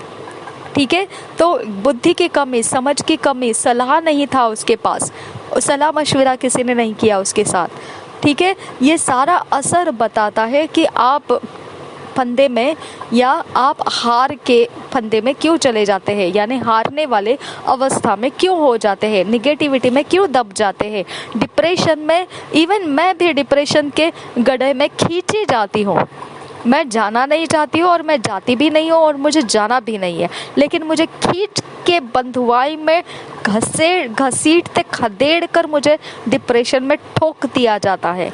ओके, लेकिन फिर भी वहाँ पर भी परमेश्वर मेरी रखवाली करता है, और मेरे अंदर से जब तड़प निकलती है मैं आराधना करती हूँ, परमेश्वर को ढूंढने लगती हूँ। तो last year prophet Bajinder Singh ji आ गए मेरे रास्ते में। ओके, और उन्होंने ऐसे ऐसे पॉजिटिव शब्द मेरे ऊपर, मतलब वो अपने प्रचार में बोल रहे थे कि वो पॉजिटिव एक दिन मैंने मिस नहीं किया। जितना दिन मैंने लंबा सफ़र देखा डिप्रेशन का, उतना सारा समय मैंने वो भविष्यवाणियों में, वो प्रचार में जो शब्द बोल रहे थे वो रिसीव करते गए। मैं रिसीव भी नहीं बोल रही थी, मैं सिर्फ उसको पढ़ने दे रही थी मेरे घर के अंदर। ओके, गिरने दे रही थी मैं वो शब्दों को, क्योंकि मुझे पता है ये बीज है और यही मेरा भविष्य में फसल लाएगा। हालेलुया। इवन मुझे आमीन बोलने का भी मेरे अंदर से निकल नहीं रहा था। मैं ऐसे अवस्था में घसीट ली गई थी, और उस समय कितने लोगों की मौत हो गई थी, घर के अंदर डिप्रेशन से मर गए थे, और वो समय में परमेश्वर ने मेरी ऐसी सहायता की, मुझे मरने नहीं दिया। ओके, हमारे घर में हम जीवित रहे, सही ढंग से आगे निकल आए। तो परमेश्वर का रास्ता आप समझ जाइए कि आपके शब्द, वॉरफेयर के शब्द मतलब क्या होता है। ओके, क्यों आप नेगेटिविटी में चले जाते हैं, क्यों आप नेगेटिव भाषा करने लगते हैं? क्योंकि वो समय रहता है कि आपको खदेड़ कर नेगेटिविटी में खींचा जाता है। ओके, और उस नेगेटिविटी में अगर आपने कुछ बोला है तो वो रोपा गया। इसके लिए यहाँ पे और एक बात क्या बोला है, 17 अध्याय के 16 वचन के बीच में लिखा है ऐसा कि मैं बोला वह तुझ पर प्रकट था। ठीक है, जो कुछ मैं बोला वह तुझ पर प्रकट था। अब मेरी अवस्था खदेड़ी गई है ऐसे, तो मैं जो बोलूँ तो वो क्या सही ढंग से बोलने वाला तो है नहीं। ओके, तो अब मैं तेरे सामने हूँ, न्याय तो तू ही करने वाला है, तो अब मैं तेरे सामने हूँ। हालेलुया। तो इस प्रकार से हमारी अवस्था में से हमको जल्दी से सवार लेना है, और हमारे हथियार जो पौलुस ने बताए हैं उस हथियार के अंदर हमने अपने आप को कैच मैच कर लेना है और उस हथियार का इस्तेमाल करना शुरू करना है। उसको बोलते हैं कि हम पूर्ण रूप से तैयार है, बुरे समयों में, बुरे दिनों में भी हम हथियारबंद और तत्परता से तैयारी के साथ है कि हम सामना कर सकते हैं, हम निपट कर आगे निकल सकते हैं। हालेलुया। अब आपको ये भी मालूम होना चाहिए कि प्रोफेट बजेंद्र सिंह जी का जो शब्द गिर रहा था डिप्रेशन के समय में मेरे जीवन के ऊपर, वो मुझे क्यों रिदम मैचिंग लगा, मेरे रिदम को वो मैच क्यों हो गया? क्योंकि मेरे रिदम के अंदर की ज़रूरत ही थी कि मुझ पर कोई पॉजिटिव बातें बोले, क्योंकि नेगेटिव बातें इतनी बोल चुके थे मेरे बारे में कि वो इतना ज़्यादा हो चुका था मेरे ऊपर कि वो दबाता जा रहा था, मुझे ऊपर उभरने का रास्ता नहीं दे रहा था कोई, मुझे नेगेटिव ही नेगेटिव मेरे ऊपर डालते जा रहा है। कौन कर रहा था? I don't know.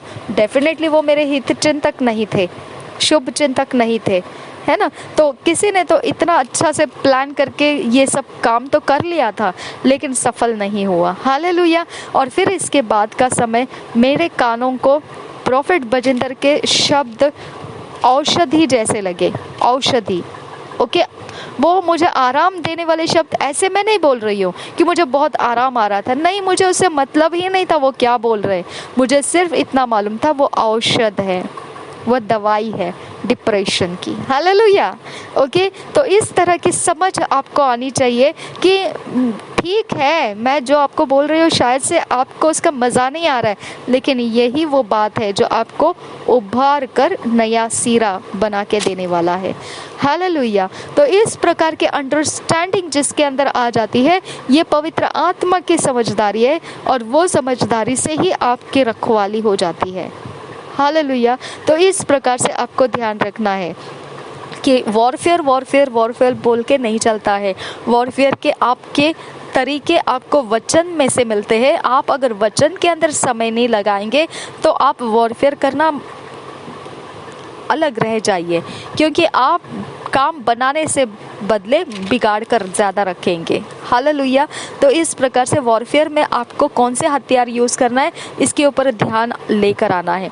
जो पौलुस ने कहा उस हथियार के ऊपर अपना ध्यान लेकर आना है। जो यीशु मसीह के टीचिंग्स हमको मिले हैं मत्ती रचित सुसमाचार में, beatitudes of Jesus Christ, जो है यीशु मसीह के पहाड़ के ऊपर के उपदेश जो थे, उसको हमने 5, 6, 7, 8 अध्याय उसको हमने लेकर स्टडी करना है। और ये सारी बातें पत्रियों में और ज़्यादा खुलकर लिखे, हमने उसकी स्टडी करना है। और फिर परमेश्वर हमारे साथ कैसा है, वो किस प्रकार से इस्राएल के साथ था, कैसे इस्राएलियों को बचाता था, ये भी हमने सीखना है। और फिर ये बातें होती है कि हम जब सीख रहे होते हैं तभी हम वॉरफेयर करना शुरू भी हो जाते हैं।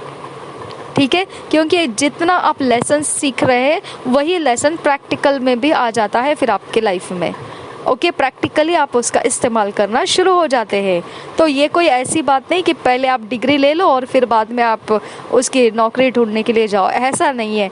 ये on the spot, on the site training हो जाता है ये, और इक्विप कर लिया जाता है आपको परमेश्वर के आत्मा के द्वारा। ठीक है, तो नेगेटिविटी के बारे में बच के रहना। आपको अब समझ आ गई होगी कि विपत्ति का समय नेगेटिविटी में हम नुकसानदायी भी होते हैं लोगों में।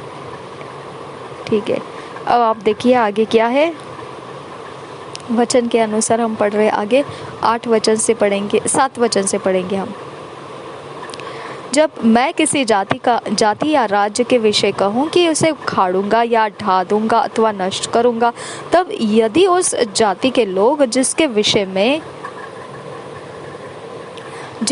विषय मैंने रिबांताश रबखातीन रबहंतरहसा अदेतकिन बरहुल्ला रहा अदातकिन बाअश्कर खतीन रबहंतरहा। अब मैंने आपको एक बात बताना है, जब आपको सताया जाता है उस समय ये परमेश्वर का प्लान बनता है। हाँ, आपके विरोधियों के साथ क्या करना चाहिए। जब आपके ऊपर पीड़ाएं रहती है तब परमेश्वर प्लान बना रहा होता है कि आपको पीड़ा देने वाले के साथ क्या करना चाहिए। समझ में आया। जब आपके फाइनेंस कोई फेल कर रहा होता है तब परमेश्वर का प्लान बन रहा होता है उस फेल करने वाले के साथ क्या करना है। आप ये मत सोचिए कि आपके बारे में परमेश्वर निश्चिंत है। नहीं, जब आपकी तरफ कोई उंगली उठाता है तो परमेश्वर के आंखों की पुतली को वो छू रहा होता है। हालेलुया। आंखों की पुतली को छूने से परमेश्वर का योजना युक्ति शुरू हो जाता है। समझा? वो युक्ति बना देता है, आपको प्रेयर करने तक भी नहीं रुका है वो। देखो कैसा युक्ति बनाता है वो। जब मैं किसी जाति या राज्य के विषय कहूँ कि उसे उखाड़ूंगा या ढा दूंगा अथवा नष्ट करूंगा, तब यदि उस जाति के लोग जिसके विषय मैंने यह बात कही हो अपनी बुराई से फिरे।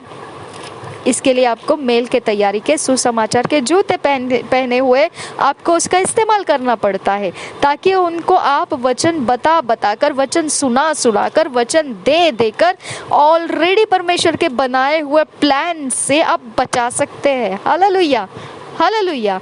तो आपको ध्यान रखना है इस बात का कि आपने अगर ये सुसमाचार के मेल के तैयारी के सुसमाचार के जूते को आपने यूज नहीं किया, उसको आपने चलाया नहीं, उसको आपने एक्टिवेट नहीं किया, उसको आपने काम में नहीं लगाया, तो आप क्या कर रहे हैं? उसको मन फिराने का अवसर नहीं दे रहे हैं।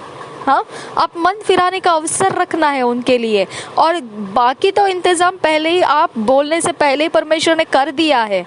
क्या कर दिया है इंतजाम? उसे उखाड़ूंगा, ढा दूंगा, नष्ट करूंगा। आपको और क्या करने की ज़रूरत है? यहाँ तो यिर्मयाह बोला था ना ऐसा कि उनके ऊपर विपत्ति डाल, उनको चकनाचूर कर दे। ये तो आपकी बोली हो गई, नेगेटिविटी में से उभर कर आई हुई। लेकिन आप बोलने से पहले ही परमेश्वर के पास ऑलरेडी प्लान बन चुका। जब यिर्मयाह के ऊपर परेशानी डालने की शुरुआत हो चुकी थी, परमेश्वर का भी यहाँ पे शुरुआत हो गया था वो विरोध करने वाले के साथ क्या करना है। हालेलुया। जब आप परमेश्वर के वचन से सीधाई के साथ चलेंगे तो आप परमेश्वर के प्लान को उनके ऊपर आने का रास्ता देते, आपको कुछ करने की ज़रूरत नहीं पड़ेगी। आमेन, आमेन। कितना भला परमेश्वर है कि आपके ऊपर वो बोझ नहीं रखा है कि आप करो कुछ, ऐसा नहीं रखा है। आपको एक ही रास्ता दिया है उसने, अगर वो मन फिराए। ओके, तो आपका काम क्या है? जो आपको दिए हुए हथियार है उसको यूज़ करना है, जो प्रेरित पौलुस ने बताया है, जो बी एटीट्यूड्स ऑफ जीसस है, जो मत्ती रचित सुसमाचार के लिखे हुए वचन है, जो 5, 6, 7 अध्याय में है, वो उपदेशों को आपने चलना है। तो परमेश्वर बाकी का तो ठहरा के रखा है। आप उनके जिद को डरो मत। हाँ, उनके ढीठपन को डरो मत, उनके हठीलेपन को कुछ मत सोचो आप।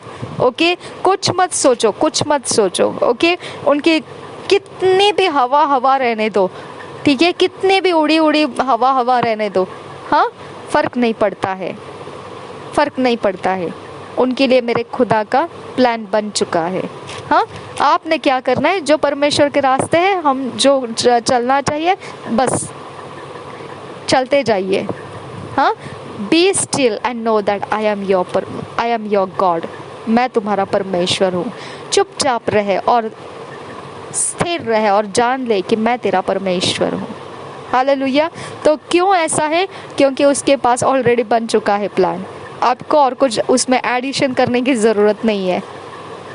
देखिए 8 वचन, तब यदि उस जाति के लोग जिसके विषय मैंने यह बात कही हो अपनी बुराई से फिरे, तो मैं उस विपत्ति के विषय जो मैंने उन पर डालने की ठानी हो पछताऊंगा। तो फिरौन के साथ 9 तरीके चलाने की ज़रूरत क्या पड़ी थी परमेश्वर को? क्योंकि परमेश्वर ने देखा कि ठीक है, अब ये मन फिरा लिया है, ठीक है, अब मैं इसको कुछ प्रॉब्लम नहीं करूँगा। लेकिन दोबारा पलट कर वो फिर इस्राएल को बंधुआई कर रहा था। फिर परमेश्वर ने उसके ऊपर ताड़ना भेजी और फिर फिरौन ने मन फिराया। फिर बाद में देखा, फिर से उसने वही काम किया, इस्राएल को बंधुआई कर लिया। फिर मन फिराने के लिए परमेश्वर ने बोला, उसको नहीं माना, विपत्ति भेजी। 9 तरीके चलाकर उसको विपत्ति के ढेर के नीचे दबाना पड़ा। हाँ, इसके लिए आप देखते हैं दुष्टता के जगत के लोग ढीठ क्यों होते हैं? क्योंकि परमेश्वर उनको मन फिराने के अवसर देता है। हाँ, ठीक है, पहली विपत्ति से बच गए, कोई बात नहीं, अब तो ठीक चाल चलो। हाँ, अब तो ठीक परमेश्वर का भय मानो। नहीं मानना है दूसरी तैयार है फिर, ठीक है। तो अब भी नहीं मानना है, ठीक है, तीसरी तैयार है। फिर भी नहीं मानना है, ठीक है, चौथी तैयार है। हाँ, लेकिन एक समय आता है कि पूरी तरह से आपका सब कुछ के साथ नष्ट हो जाएगा, सब कुछ के साथ, कि आपको याद रखने के लिए भी कुछ रास्ता नहीं बचेगा।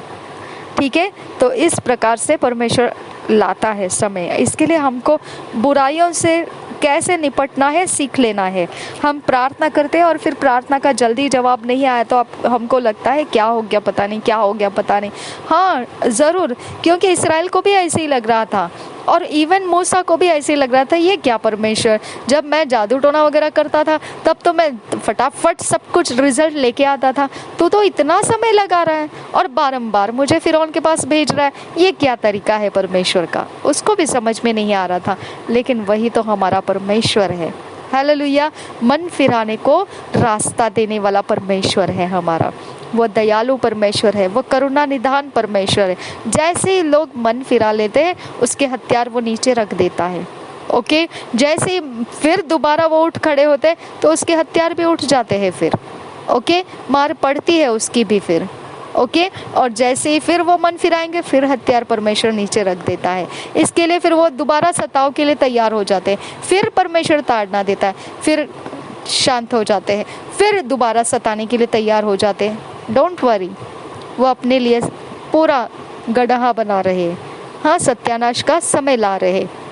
और अगर आप पौलुस सता रहा था शाऊल होकर, तब उस समय की बात याद करेंगे तो वो अगर तरीका अपनाएंगे तो वो ये लोग सिर्फ प्रभु में बिना चॉइस के आ जाएंगे, बिना चॉइस। उनको हम तो ऐसे बोलते, आप विश्वास करना चाहो तो कर सकते, ये तो आप उनके ऊपर दे रहे हो, मौका दे रहे हो, अवसर दे रहे हो कि आप चुनाव करो। लेकिन परमेश्वर अगर उनका सामना करने जाएगा तो उनको मुकाबला ऐसा हो जाएगा कि उनको चुनाव करने का अवसर नहीं देगा परमेश्वर। सीधा लेके आ जाएगा, अंधा गूंगा बहरा बनाकर बिठा देगा बेड के ऊपर, एकदम बीमारी के साथ लताड़ देगा, कुचल देगा और बोलेगा चल यीशु को ग्रहण कर ले अभी। ओके, तो ये मत सोचिए आपकी उनको पूरा फ्रीडम दिया है, बिल्कुल नहीं है। ओके, अगर वो सीधी रास्ते नहीं चल रहे और आप प्रार्थना किए जा रहे हो उनके लिए, तो खत्म करो बात, उनको चुनाव करने का रास्ता नहीं रखेगा परमेश्वर। ओके, सीधा लगा देगा इंतजाम में और घुटने टिकवा देगा यीशु के सामने और लेके आ जाएगा, उसके कामों में लगा देगा, ऊंचा भी करेगा, नामचीन भी करेगा, वाहवाही होगी ऐसा भी करेगा, लेकिन साथ साथ उसके पनिशमेंट्स का भंडार भी उसके साथ दे देगा। समझ में आया? तो आप बिल्कुल निश्चिंत रहिए आपके विरोधियों के बारे में। ओके, आपको सोचना नहीं है वो सब बातों के बारे में। लेकिन आपने देखा पौलुस कभी भी पीछे नहीं हटा उस पनिशमेंट्स में से जाते समय भी। जब विरोध करने वाले उसका ऐसा विरोध कर रहे थे तब ज़रा भी वो पीछे नहीं हटा। हालेलुया। तो क्या बोला परमेश्वर ने? मेरा अनुग्रह ही तेरे लिए काफ़ी है। हालेलुया। तो मेरा अनुग्रह ही काफ़ी है, ये भी परमेश्वर दवाई का भी इंतज़ाम रखा है। जब उनको ताड़नाओं के अंदर से निकल के जाना है तो उस पीड़ा का जख्म के वक्त में लगने वाले सारे सामग्री भी वो साथ में रखा था। अनुग्रह का आत्मा वो सामग्री है। हालेलुया। ताकि आपका विश्वास टूटे नहीं। पतरस के लिए भी परमेश्वर ने, प्रभु यीशु ने वही बोला कि तू डर मत, तेरे को मांग लिया है शैतान ने। ओके, और मांग लिया है, तेरे को अच्छे से गेहूं के समान फटकारना चाहता है वो। डोंट वरी, लेकिन मैं तेरा विश्वास नहीं टूटे इसके लिए प्रार्थना करता हूँ, कर चुका हूँ। ओके, इसका मतलब परमेश्वर ने ये प्रार्थना नहीं की कि तू फटकार मत उसको, हाँ, लेकिन क्या प्रार्थना किया? तेरा विश्वास नहीं टूटे। तो एक लंबा समय गया, पतरस ने इनकार कर लिया यीशु मसीह को और उसको फटकार भी मिली और फिर उसको चेले में से, गिनती में से भी हटा लिया गया और फिर लास्ट में जाकर उसी को चेला बनाकर लौट कर भी लाया परमेश्वर ने। हालेलुया। इस प्रकार से परमेश्वर ने उसके विश्वास की रखवाली करके अपने काम में दोबारा जोड़ कर ले लिया। हालेलुया। तो ये तरीका है परमेश्वर का न्याय करने का। तो आप न्याय अपने हाथ में मत लीजिए, हम भी नहीं ले रहे। ओके, अगर आप वॉरफेयर टीचिंग सीखना चाहते हैं तो हम इस तरह से वॉरफेयर करते हैं। हम जानते हैं कि हम क्या बोल रहे हैं। ओके, जब हम बोल रहे हैं तो हम ये भी जानते हैं कि हम जख्मी कर रहे हैं इंसान को, तो परमेश्वर अपने मरहम को भी ऊंचा कर ये भी हम मांगते हैं। ओके, ताकि उनके इतनी ज़्यादा बुरी हालत ना हो कि उनको मरहम ना रहे। हालेलुया।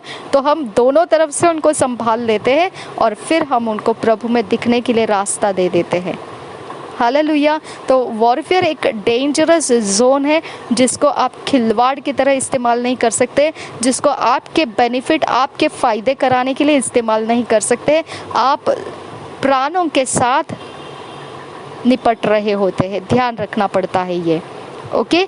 और हम देखो 9 वचन से आगे क्या है, और वो भी प्राण जो प्रभु यीशु मसीह ने उनके लिए खून बहाया है तो वो आपकी प्रॉपर्टी नहीं है, वो यीशु मसीह की प्रॉपर्टी है।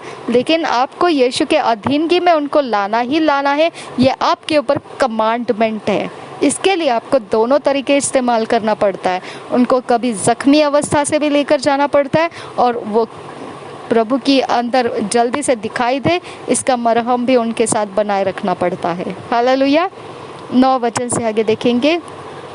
और जब मैं किसी जाति या राज्य के विषय कहूँ कि मैं उसे बनाऊंगा और रोपूंगा, तब यदि वे उस काम को करे जो मेरी दृष्टि में बुरा है और मेरी बात न माने, तो मैं इस भलाई के विषय जिसे मैंने उनके लिए करने को कहा हो पछताऊंगा। हालेलुया।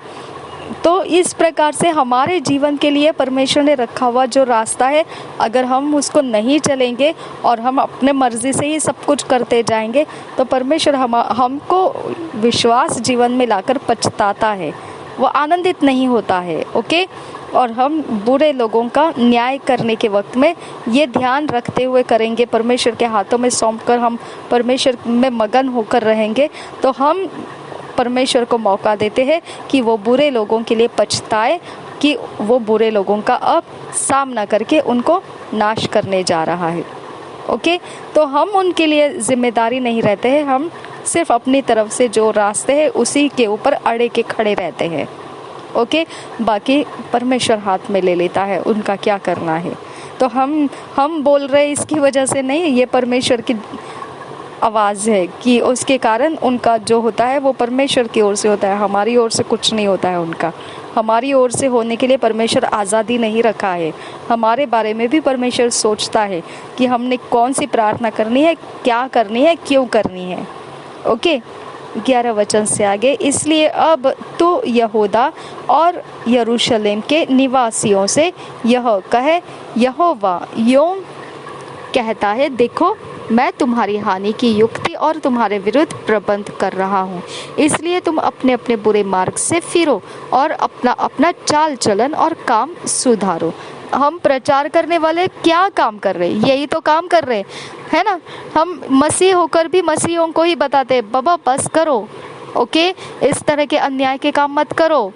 ओके। धोखा देने वाले काम मत करो। यही तो कर रहे। अन्य जातियों को भी हम वही बता रहे हैं कि ऐसे ऐसे समय आ रहा है, बाद में आपको समय नहीं रहेगा, खत्म हो जाएगा, हमेशा के लिए नाश हो जाओगे। यही तो कर रहे हम। हाँ, इसके अलावा क्या दिखाई देता है आपको हमारे अंदर? इसके बिना आपको, इसको छोड़कर आपको क्या दिखता है हमारे अंदर? समझ में आया?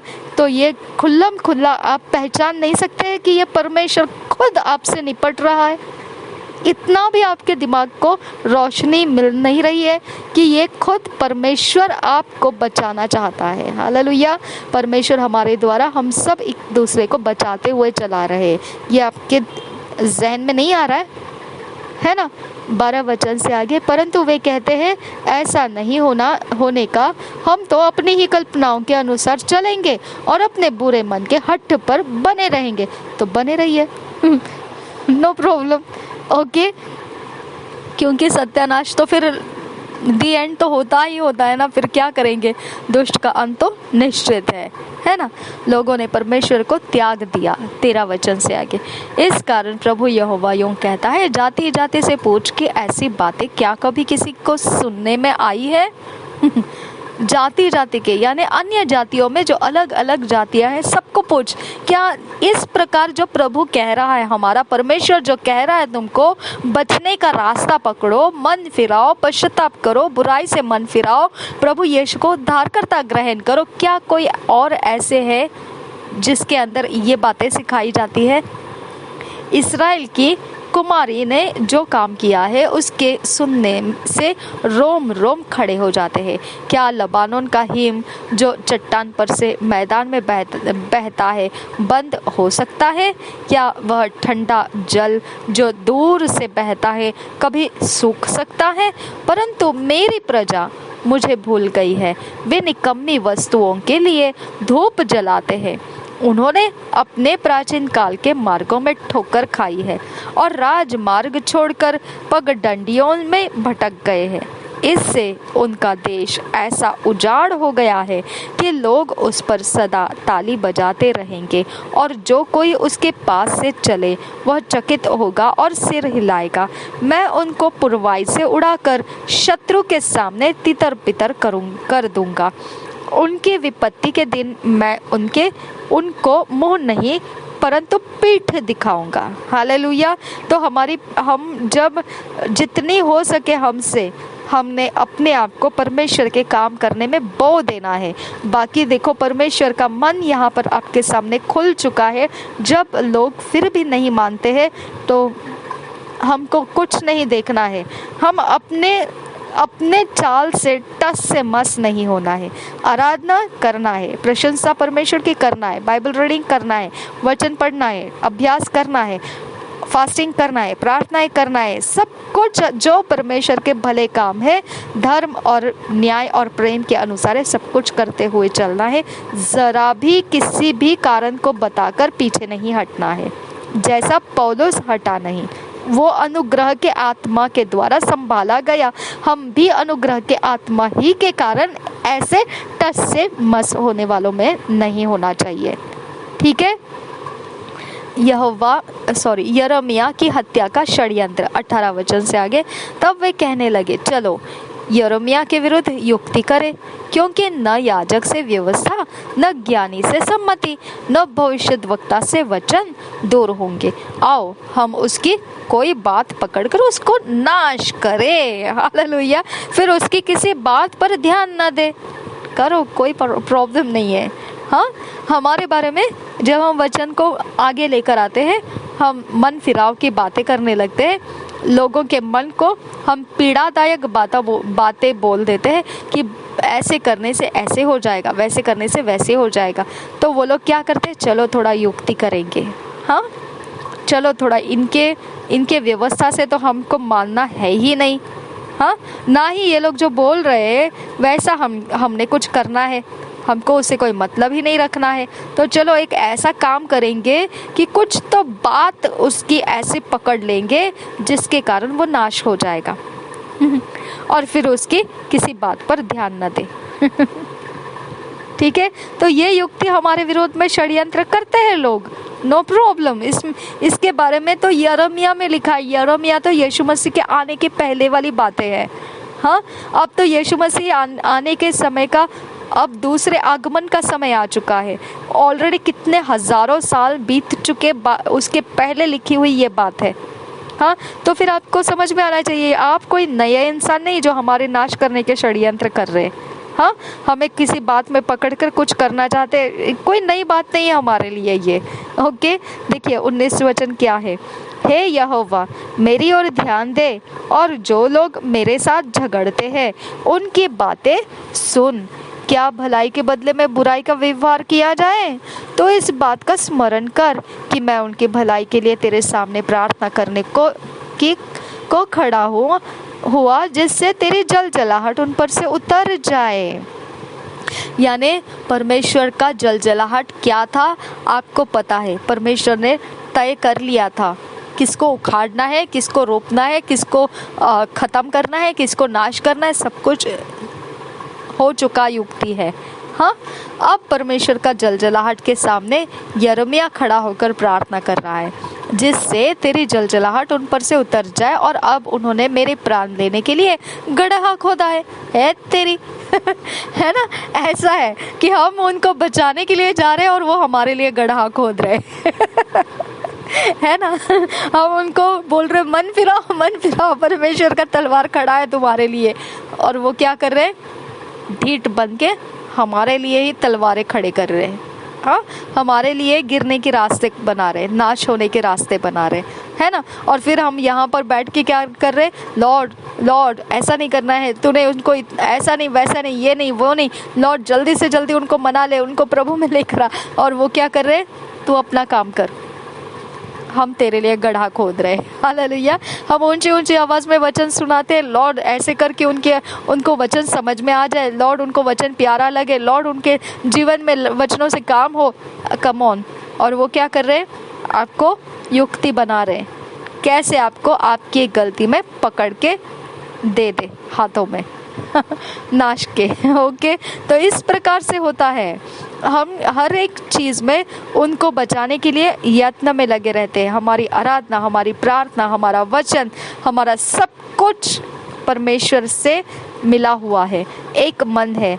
परमेश्वर जो चाहता है वही हम कर रहे होते हैं, और उनको परमेश्वर को देखने के लिए बहुत दूर तक रास्ता चल के जाने की ज़रूरत नहीं है। हम जो कर रहे हैं उसको देख के वो पहचान सकते हैं कि परमेश्वर उनके लिए क्या चाहता है। हालेलुया। हम जो कर रहे हैं उसमें से वो समझ सकते हैं कि ये वो परमेश्वर है जो हमारे बारे में ऐसा कुछ चाहता है कि ऊंची आवाज़ में रिकॉर्ड लगा के वचन सुना रहे, तो इसका मतलब है परमेश्वर चाहता है कि इस रिकॉर्ड में से हम कुछ सुने। ऊंची आवाज़ में गीतों को सुना रहा है तो हो सकता है परमेश्वर इन गीतों में से हमको कुछ दे रहा है। हाँ, ऊंची आवाज़ में कुछ टीचिंग्स लगाया है, हाँ हो सकता है इस टीचिंग में से परमेश्वर हमको कुछ देना चाहता है। वो उसकी संगति में नहीं होता है, उल्टा वो आपको गड्ढा बना कर दे देते हैं कि आप कोई नाश में फंस जाए। ओके, तो आप परमेश्वर की काम कर रहे हैं और लोग आपको गिराने के काम कर रहे हैं। ओके, 21 वचन आगे पढ़ेंगे।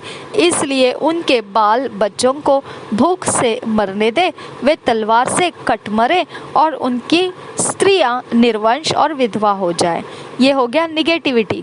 हाँ, उसका क्लेश इतना ज़्यादा था कि वो जो बोल रहा था उसके दुख और दर्द को वो बयां कर रहा था कि मैं अगर न्याय करने बैठूं तो मैं तो तुझसे ये सब कुछ मांगूंगा। यानी उनकी तीव्रता पता चलती है कि उसको सताने वाले, षड्यंत्र करने वाले कितने तीव्रता से उसका पीछा कर रहे थे। उनके पुरुष मरी से मरे और उनके जवान लड़ाई में तलवार से मारे जाए। जब तो उन पर अचानक शत्रु दल चढ़ाए, तब उनके घरों से चिल्लाहट सुनाई दे, क्योंकि उन्होंने मेरे लिए गड्ढा खोदा और मुझे फंसाने को फंदे लगाए हैं। हालेलुया। तो आप समझ सकते हैं पौलुस शाऊल था, शाऊल से पौल कैसे बना, और वो इतनी पत्रियां लिख दिया कि आज वो ही हमारा मेन ब्रांच हो गया है। हाँ, मतलब वो प्रेरिताई के सेवकाई में मेन ब्रांच वो ही पकड़ के उसकी ही शाखाओं में से हम कितना सारा रस लेके हमारा जीवन को हम तैयारी कर रहे हैं। हाँ, प्रभु यीशु के आगमन के लिए।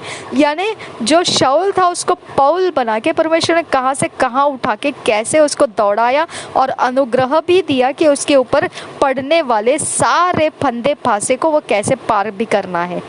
ठीक है, अब आप समझ सकते हैं कि अगर उस तरह की हम कलसिया ना बने जो शाऊल को पौल बनने के लिए प्रार्थना जड़ा दी थी, उस तरह के नहीं बनेंगे तो हम यिर्मयाह की तरह बन जाएंगे कि हम अपने ही तरीके से अपने शत्रुओं का न्याय करके रख देंगे। ओके, हम परमेश्वर से जो मांगते हैं वो होता है वैसा। ओके, हे यहोवा तो उनकी सब युक्तियाँ जानता है जो वे मेरी मृत्यु के लिए करते हैं। तो ये एक्चुअली यहोवा से हम मांगना, ये हमारे दर्द के बयान करने के वक्त में हम जो बोल रहे होते उसके ऊपर हमको बहुत ज़्यादा ध्यान देना पड़ता है।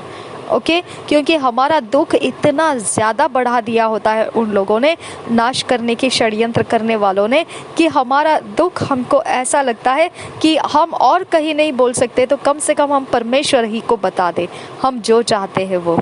ओके, लेकिन ये सारा बात जो है ये सारा निगेटिविटी का रहता है, और इस निगेटिविटी के अंदर से जब हमने बोल दिया तो निगेटिविटी के स्पिरिट्स उसको अट्रैक्ट हो जाते हैं और वो शब्दों के अनुसार उन लोगों के ऊपर वो अटैक कर लेते हैं। ओके, तो ये एक अलग स्पिरिचुअल में चला जाता है, ये परमेश्वर के स्पिरिचुअलिटी में नहीं आता है। ओके, परमेश्वर ही के वो स्पिरिट्स रहते हैं, परमेश्वर ही की वो नेचुरल रचना है, स्वाभाविक रचना है। अगर हम पॉजिटिव बोलेंगे तो यूनिवर्स के अंदर से पॉजिटिविटी के फेवर करने वाले स्पिरिट्स आपकी तरफ आएंगे। अगर आप नेगेटिव बोलेंगे तो यूनिवर्स के अंदर संसार भर के विश्व मंडल में जो नेगेटिविटी को सपोर्ट करने वाले स्पिरिट्स है वो आपकी तरफ ज़्यादा रहेंगे। ठीक है, तो ये एक प्रकार का सिस्टम है परमेश्वर का। इसके लिए कोई आत्मिक होने की ज़रूरत नहीं, ये ऑटोमेटिक ऐसा व्यवस्था है, परमेश्वर का रूल्स है वो, कि इस तरह से वो अपने और स्पिरिट्स का बर्ताव को आता हुआ देखेंगे, फ्लो को आता हुआ देखेंगे। ठीक है, तो इसके लिए हम नेगेटिविटी में जब बोलते हैं तो नेगेटिविटी का काम करने वाला स्पिरिट्स बाहर अट्रैक्ट हो जाता है और वो उन लोगों के ऊपर उस तरह से काम करके चला जाता है। और हमको लगता है कि ये परमेश्वर ने किया, नहीं, परमेश्वर ऐसा नहीं, परमेश्वर का सिस्टम काम कर गया। ठीक है, परमेश्वर के सिस्टम ने वो काम कर दिया। वही तो काम है जो ओकल्ट प्रैक्टिस ये लोग सब सीखते हैं, किस प्रकार से वो सिस्टम का कंट्रोल लेकर लोगों के जीवनों को कंट्रोल करे। रहस्यमय ऐसे आत्मा की खोज में रहते हैं, वो किस प्रकार से सृष्टि के अंदर क्या करने से क्या हो जाता है। ठीक है, साइकिक पावर ये भी क्या है, ये स्पिरिट्स का ज़रूरी नहीं है, ये एक रचना है परमेश्वर की जो आप उसको एक्टिवेट कर सकते हैं आप ही के द्वारा। उसको जो चाहिए वैसा अगर आपने किया तो वो एक्टिवेट हो जाते हैं। इसके लिए कोई स्पिरिचुअलिटी की ज़रूरत नहीं है। जैसा ग्रेविटी फोर्स के बारे में उदाहरण दिया जाता है, ऊपर से छलांग लगाओ तो आप ऊपर आसमान में नहीं जाते हैं, आप नीचे ज़मीन की ओर आते हैं। ये रचना है परमेश्वर की। वैसे ही ये सारे प्रैक्टिसेस है जो हम बोल रहे नेगेटिविटी में, तो वो नेगेटिविटी का गैंग्स निकल आ जाता है स्पिरिट्स का, और जैसा हम बोल रहे वैसा ही वो कर निकलते हैं। ओके, इसके लिए लोग डरते हैं, जो बुरा समय वो मानते हैं।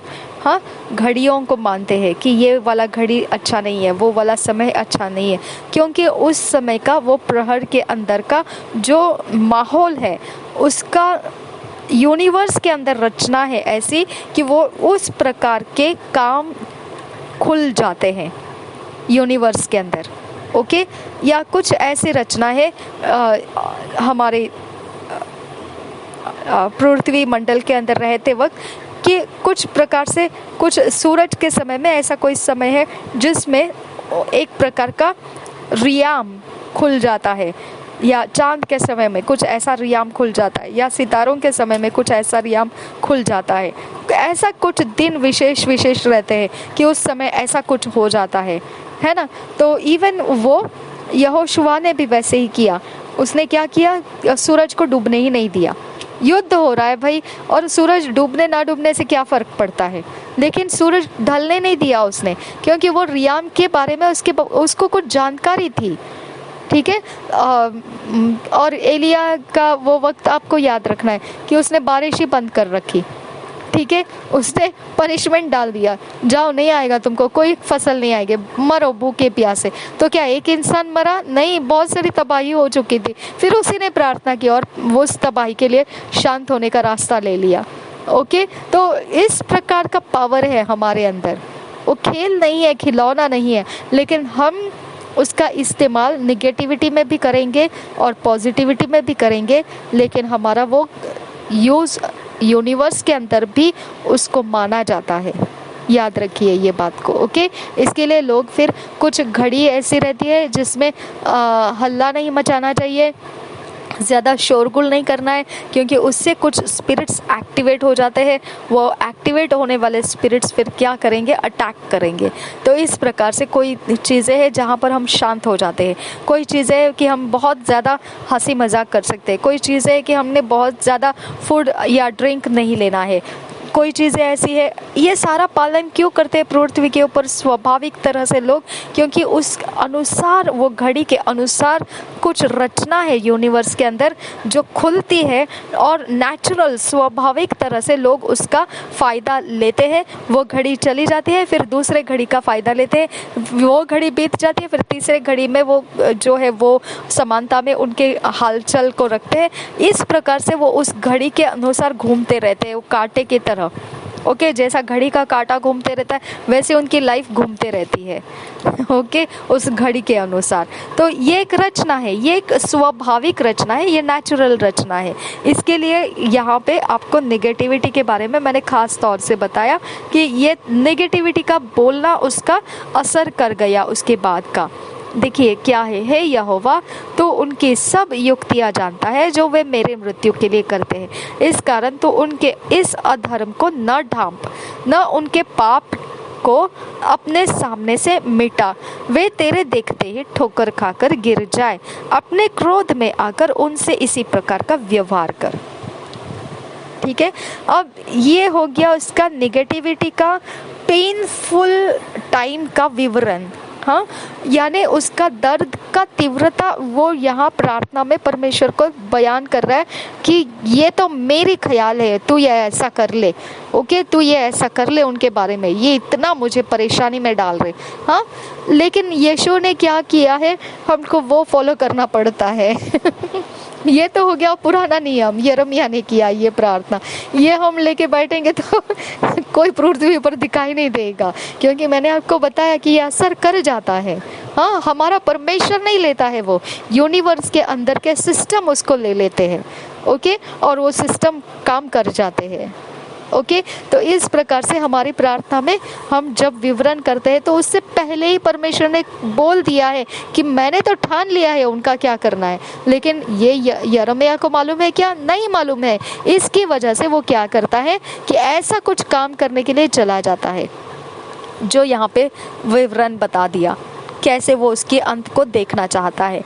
ठीक है, लेकिन हमको परमेश्वर को पौलुस को किस शाऊल से पौल बनने के लिए प्रार्थना किया, तो शाऊल से पौल बना, तो वो रिजल्ट बताता है कि वो लोगों ने प्रार्थना में मांगा क्या था, रिजल्ट बताता है।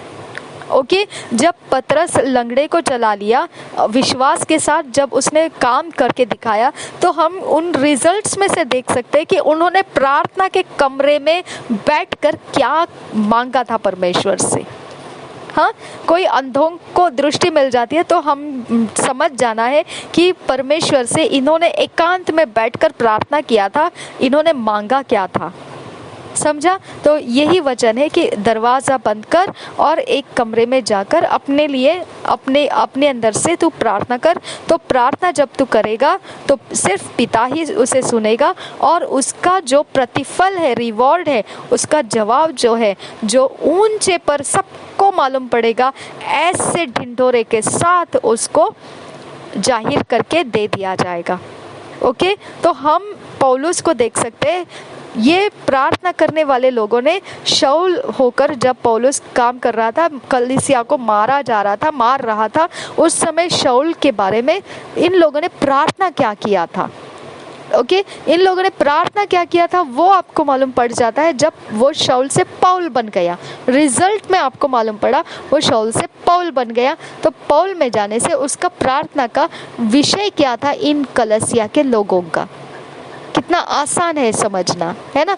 तो इस प्रकार से आपको ध्यान रखना है कि जब भी आप प्रार्थना करते हैं तो आप असर में से दिखा सकते हैं कि आपने प्रार्थना में मांगा क्या था। हालेलुया। हाँ, असर में से आपको मालूम पड़ जाएगा कि आपने प्रार्थना में मांगा क्या था। जब आप अन्य भाषा में प्रार्थना करते रहेंगे दिन और रात, अगर समझो आपको मालूम पड़ गया कि ऐसे शब्द निकलते हैं नेगेटिविटी के वातावरण के समय, जब हम निगेटिव हो जाते हैं तो इस प्रकार के ताड़ना के शब्द निकलते हैं हमारे विवरणों में, और हम प्रार्थना में कर बैठते हैं और उसका असर आ जाता है। तो अगर इससे बचना चाहते हैं, आप अन्य भाषा में प्रार्थना कर सकते हैं। जब आप अन्य भाषा में लगातार डे एंड नाइट समय लगा कर आप अन्य भाषा में प्रार्थना करते जाएंगे, आपके विरोधियों के विरोध में, आपके घर के लोगों के विरोध में, आपके जिनको आप बचाना चाहते हैं उनके बारे में, सब कुछ के बारे में, सारे आपके फाइनेंस के बारे में, आपके सारा विषय लगा कर अन्य भाषा में प्रार्थना करते जाओ। लेकिन नतीजा जब निकलता है तब आप समझ जाइए कि आपने प्रार्थना में मांगा क्या था। समझा? तो इस प्रकार से हम नतीजा में देखते हैं कि परमेश्वर से हमने क्या मांगा था, परमेश्वर से लोगों ने क्या मांगा था, परमेश्वर से क्या प्राप्त हो रहा है, उसमें से हमको पता चल जाता है कि मांगा क्या था। हालेलुया। ये मेरे साथ बहुत बड़ा लेसन है, क्योंकि हम मिशनरी वर्क्स लोगों को, प्रार्थना जीवन, मसीह लोगों को, मतलब हर एक इंसान को ये ज़रूरी है कि हमको जानकारी रखना है कि हमारा रिश्ता परमेश्वर के साथ कैसा है। ओके, यिर्मयाह का रिश्ता दिखता है यहाँ पर, वो परमेश्वर के साथ का रिश्ता जाहिर करता है इस विवरण में, ये सारे वर्णन में 17-18 अध्याय में आप जो पढ़े, इसमें यिर्मयाह का रिश्ता दिखता है और परमेश्वर का मन दिखाई देता है कि लोगों के बारे में, उसके लोग और अन्य जातियों के लोग, क्या मन है परमेश्वर का उनके बारे में। और यिर्मयाह एक तरफ से अपनी दुहाई है और परमेश्वर पहले ही उसके बारे में कुछ योजना भी करके रखा है क्या करना है। यिर्मयाह फिर भी दी एंड ऐसा कर रहा है कि वो क्लेश से भर दे सबको। ओके, परमेश्वर ने कहा मन फिराएगा तो मेरा तो तैयारी है उनको बचा लेने का, लेकिन अगर मन फिराए नहीं बचाया तो तेरी प्रार्थना तो बाजू में रख, पहले तो मैंने ही अपने प्लान्स करके रखे उनको कैसे पटकारना है। ये टू वेज है, वन वे नहीं है ये। ओके, हम अपनी तरफ से झड़ियाँ लगा देते हैं, परमेश्वर की पहले ही झड़ियाँ लग चुकी होती है जब बुराई बढ़ती है हमारे लाइफ के ऊपर। ओके, तो आप चिंता नहीं करना है। जब भी आपको ऐसा समय आता है, अन्य भाषा में प्रार्थना करो या प्रशंसा करो या प्रभु की आराधना करते रहो या बाइबल रीडिंग करते रहो या कुछ भी नहीं कर सकते हो तो आप परमेश्वर को ध्यान करते रहो कि कितना भला परमेश्वर है। वो आपका हाथ कभी नहीं छोड़ा है। युक्ति तो परमेश्वर ने वैसे भी बना ली है, सिर्फ आप इंतज़ार करो, थोड़ा सा संयम रखो अपने अंदर से थोड़ा, कि ये दी एंड आपको मालूम पड़ जाएगा कि परमेश्वर ने अपने पास क्या रखा हुआ था, जो अब ये नज़ारा दिखने लगेगा। ओके, नतीजा में दिखने लगेगा। हालेलुया। प्रभु यीशु मसीह हमें इतना कुछ सिखाया है पवित्र आत्मा के द्वारा, इसके लिए प्रभु यीशु को हम धन्यवाद करेंगे। पवित्र आत्मा, हम आपको धन्यवाद करते हैं। Thank you Jesus. देखिए, जब मैं इंग्लिश में पढ़ रही थी तब ये सारी चीज़ें मैं अपने अकेले में समझ रही थी, लेकिन मैं बोल नहीं पा रही थी। हमने जब प्रार्थना करके मांगा परमेश्वर से, पवित्र आत्मा हमारे अंदर से ये प्रकट कर अच्छे से समझ में आ जाए और हम इसे बोल पाए, तो तुरंत खुल गया रास्ता। आपको कितना ओपनली दिखना चाहिए कि परमेश्वर का आत्मा कहीं पर भी हमको हेल्पलेस नहीं छोड़ता है, वो हमारा हेल्पर है। हालेलुया। हम 2 इयर्स बाइबल रीडिंग प्लान देखेंगे। पवित्र आत्मा, हम आपको धन्यवाद करते हैं, इन वचनों में आपने हमारी अगुवाई की और हमको सुधार लेने के लिए और सीधा रास्ता पकड़ने के लिए हमारी सहायता कर रहा है। हमें ईश्वरीय रंग ढंग चाल में हमें तो तैयार कर रहा है, रचना में तो ढल रहा है, हमको ईश्वरीय डिवाइन ऑर्डरलीनेस में फिट एंड फिक्स कर रहा है। इसके लिए तुझे धन्यवाद करते हैं, नासरी यीशु के नाम में, आमीन आमीन आमीन। 2 साल का Bible reading plan, 2 years Bible reading plan, John 7 chapter 32 verse से 44 वर्स तक, 2 किंग्स 13 चैप्टर 14 चैप्टर, यूहन्ना रचित सुसमाचार 7 अध्याय 32 वचन से 44 वचन तक, दूसरे राजाओं की पुस्तक 13 अध्याय 14 अध्याय। हम अकेले में बैठकर व्यक्तिगत समय में इन वचनों को पढ़ना है। जब हम इन वचनों को व्यक्तिगत समय में पढ़ेंगे तो परमेश्वर का आत्मा आपको जाहिर तौर पे अब पता चलता है किस प्रकार से मैं जब बिना पवित्र आत्मा को मांगे बाइबल रीडिंग करने बैठ गई यिर्मयाह को, तो नहीं बोल पाई कुछ भी। वो मेरे अंदर भी इतना नहीं था और मैं आप तक भी नहीं लेकर आ रही थी और मैं अपनी भी सुधार नहीं कर पा रही थी, आप लोगों की भी नहीं। तो ऐसे समय में मैंने तुरंत, पवित्र आत्मा ने मुझे बोला कि आप मांगो मुझसे तो मैं कुछ कर पाऊँ। तो फिर मैंने मांगा और आप देखते हैं किस प्रकार से परमेश्वर ने हमारे रास्ते साफ करके रोशनी डाली, हमको क्या होना चाहिए क्या नहीं होना चाहिए। यही तो हमारी ज़िंदगी है। ओके, ये रोशनी ही हमारी ज़िंदगी है। ये इंस्ट्रक्शंस को अगर हम तुच्छ मानेंगे और इससे हटके हम बच के भागना चाहेंगे तो विपत्ति में पड़ेंगे। अंधेरे में पड़ जाएंगे। जब समय आएगा तो हम समझ नहीं पाएंगे कि हमको कौन सा रास्ता पकड़ना है, क्योंकि बुद्धि का वचन कैसा रहता है कि वो ऊंचे पर पुकार पुकार कर बोल देती है, लेकिन फिर बाद में अगर उसको कोई मानेगा नहीं तो जब विपत्ति का समय आएगा तो वो बुद्धि हम पर हंसती है, क्योंकि अब वो हमारी सहायता नहीं करेगी, क्योंकि जब वो बोल रही थी तब हमने उसको सुना नहीं। ठीक है, तो हम जब ये स्टडी कर रहे तो परवाह नहीं है कितना टाइम है, कितना लंबा है, कितनी ज़्यादा बातें हो रही है, नहीं, परवाह नहीं करना है। हमने शांत और संयम के साथ उसके भाषा पूरी तरह से अपने समझ में लेना है कि एग्जैक्टली है क्या, ये क्या हो क्या रहा है, ये क्या हो रहा है कि ये इतना लंबा समय ले रहे हैं बोलने में, हो क्या रहा है। कि इसका मतलब है कि परमेश्वर का आत्मा इतना लंबा समय डाल डाल कर आप तक कुछ पहुंचा रहा है। हाँ, भर भर कर वो समय को लंबा कर रहा है और फिर आप तक वो उतना समय का संयम मांग रहा है कि आप इसे पूर्ण रूप से ले सके, ताकि आप वो समय का सामना ना करें जिसमें फिर आप सहायता मांगो प्रभु से और आप प्राप्त ना करो। हालेलुया। तो ये तैयारी का समय रहता है। इसको हमने बोरिंग नहीं मानना है और तुच्छ नहीं जानना है। आनंद के साथ समय का लंबाई चौड़ाई गहराई ना देखते हुए स्वीकारने का संयम रखना है, ग्रहण करने का संयम रखना है, धीरज के साथ ग्रहण करना है। जब ग्रहण करने के लिए बहुत ज़्यादा मुश्किल लगने लगता है तो पवित्र आत्मा से मांगना है कि थोड़ा सा हमको इंटरेस्टिंग बना के दे प्रभु, हम ग्रहण नहीं कर पा रहे इतना लंबा समय, हमारे शरीर आड़े आ रहा है, थोड़ा कुछ इंटरेस्टिंग कर हमारे लाइफ में अभी, ताकि हम इसे ग्रहण कर पाए। हालेलुया। तो आप पूरे समय को आराम से इंटरेस्टिंग बना हुआ पाएंगे और ग्रहण कर पाएंगे, और दी एंड फिर जॉयफुली आप हंसते खेलते हुए ये बाइबल रीडिंग में से बाहर निकलेंगे। हालेलुया। आपको ज़रा भी खालीपन नहीं रहेगा, भरा भरा रहेंगे आप। इस प्रकार से आपको अपने समय को सेट कर लेना है जब ये चल रहा होता है, इस प्रकार के टीचिंग्स चल रहे होते हैं बाइबल रीडिंग के वक्त में। आमीन। हम इस प्रकार से फिर आपने देखा है कि पवित्र आत्मा कैसे हमारी सहायता करता है ना। तो ये सहायता तो कर रहा है, फिर आपने भी अपने अकेले में बैठकर यही प्रकार की सहायता लेकर परमेश्वर से ये 2 साल का बाइबल रीडिंग पढ़ना है रोज के समय का। ऐसा होते हुए आप देखेंगे 2 साल के अंत में परमेश्वर चाहता है उस तरीके से आप रचना किए हुए रिजल्ट में दिखने लगेंगे, नतीजे के तौर पर दिखने लगेंगे। आप अपने व्यक्ति को अलग एक रूप में देखना शुरू करेंगे कि आप कैसे क्या ऐसे हो गए। आपको पहचानने के लिए आपकी ज़रूरत नहीं है, लोग आपको पहचानना शुरू करेंगे कि आप पहले साल जो थे वैसे नहीं है, अब आप बहुत चेंज हो चुके हैं आत्मिक उन्नति के विषय में।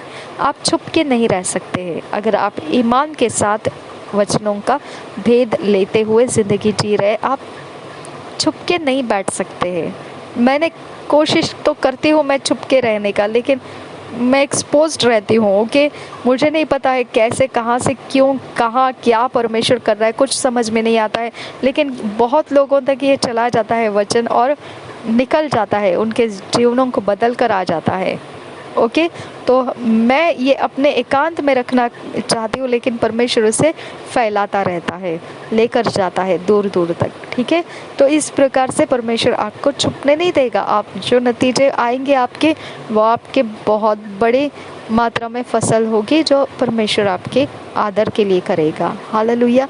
ऐसा होने के लिए अनुग्रह का आत्मा हमें मिला है और निश्चित हमने इस अनुग्रह के आत्मा का लाभ उठाना है, पवित्र आत्मा का लाभ उठाना है जो हमें वचन सीखने के लिए सहायता करता है। प्रभु यीशु मसीह हम सबके साथ बना रहे। आमीन, आमीन, आमीन। धन्यवाद करते हैं पिता परमेश्वर, पवित्र आत्मा सारे समयों में हमें फिट एंड फिक्स कर और हमें तेरे वचनों के अनुसार हमारे जीवन को परमेश्वर पिता ईश्वरीय रचना में लेकर आ, डिवाइन ऑर्डरलीनेस में लेकर आ। नासरी यीशु के नाम में मांगते हैं पिता, सुनो और कबूल कर। आमीन, आमीन, आमीन।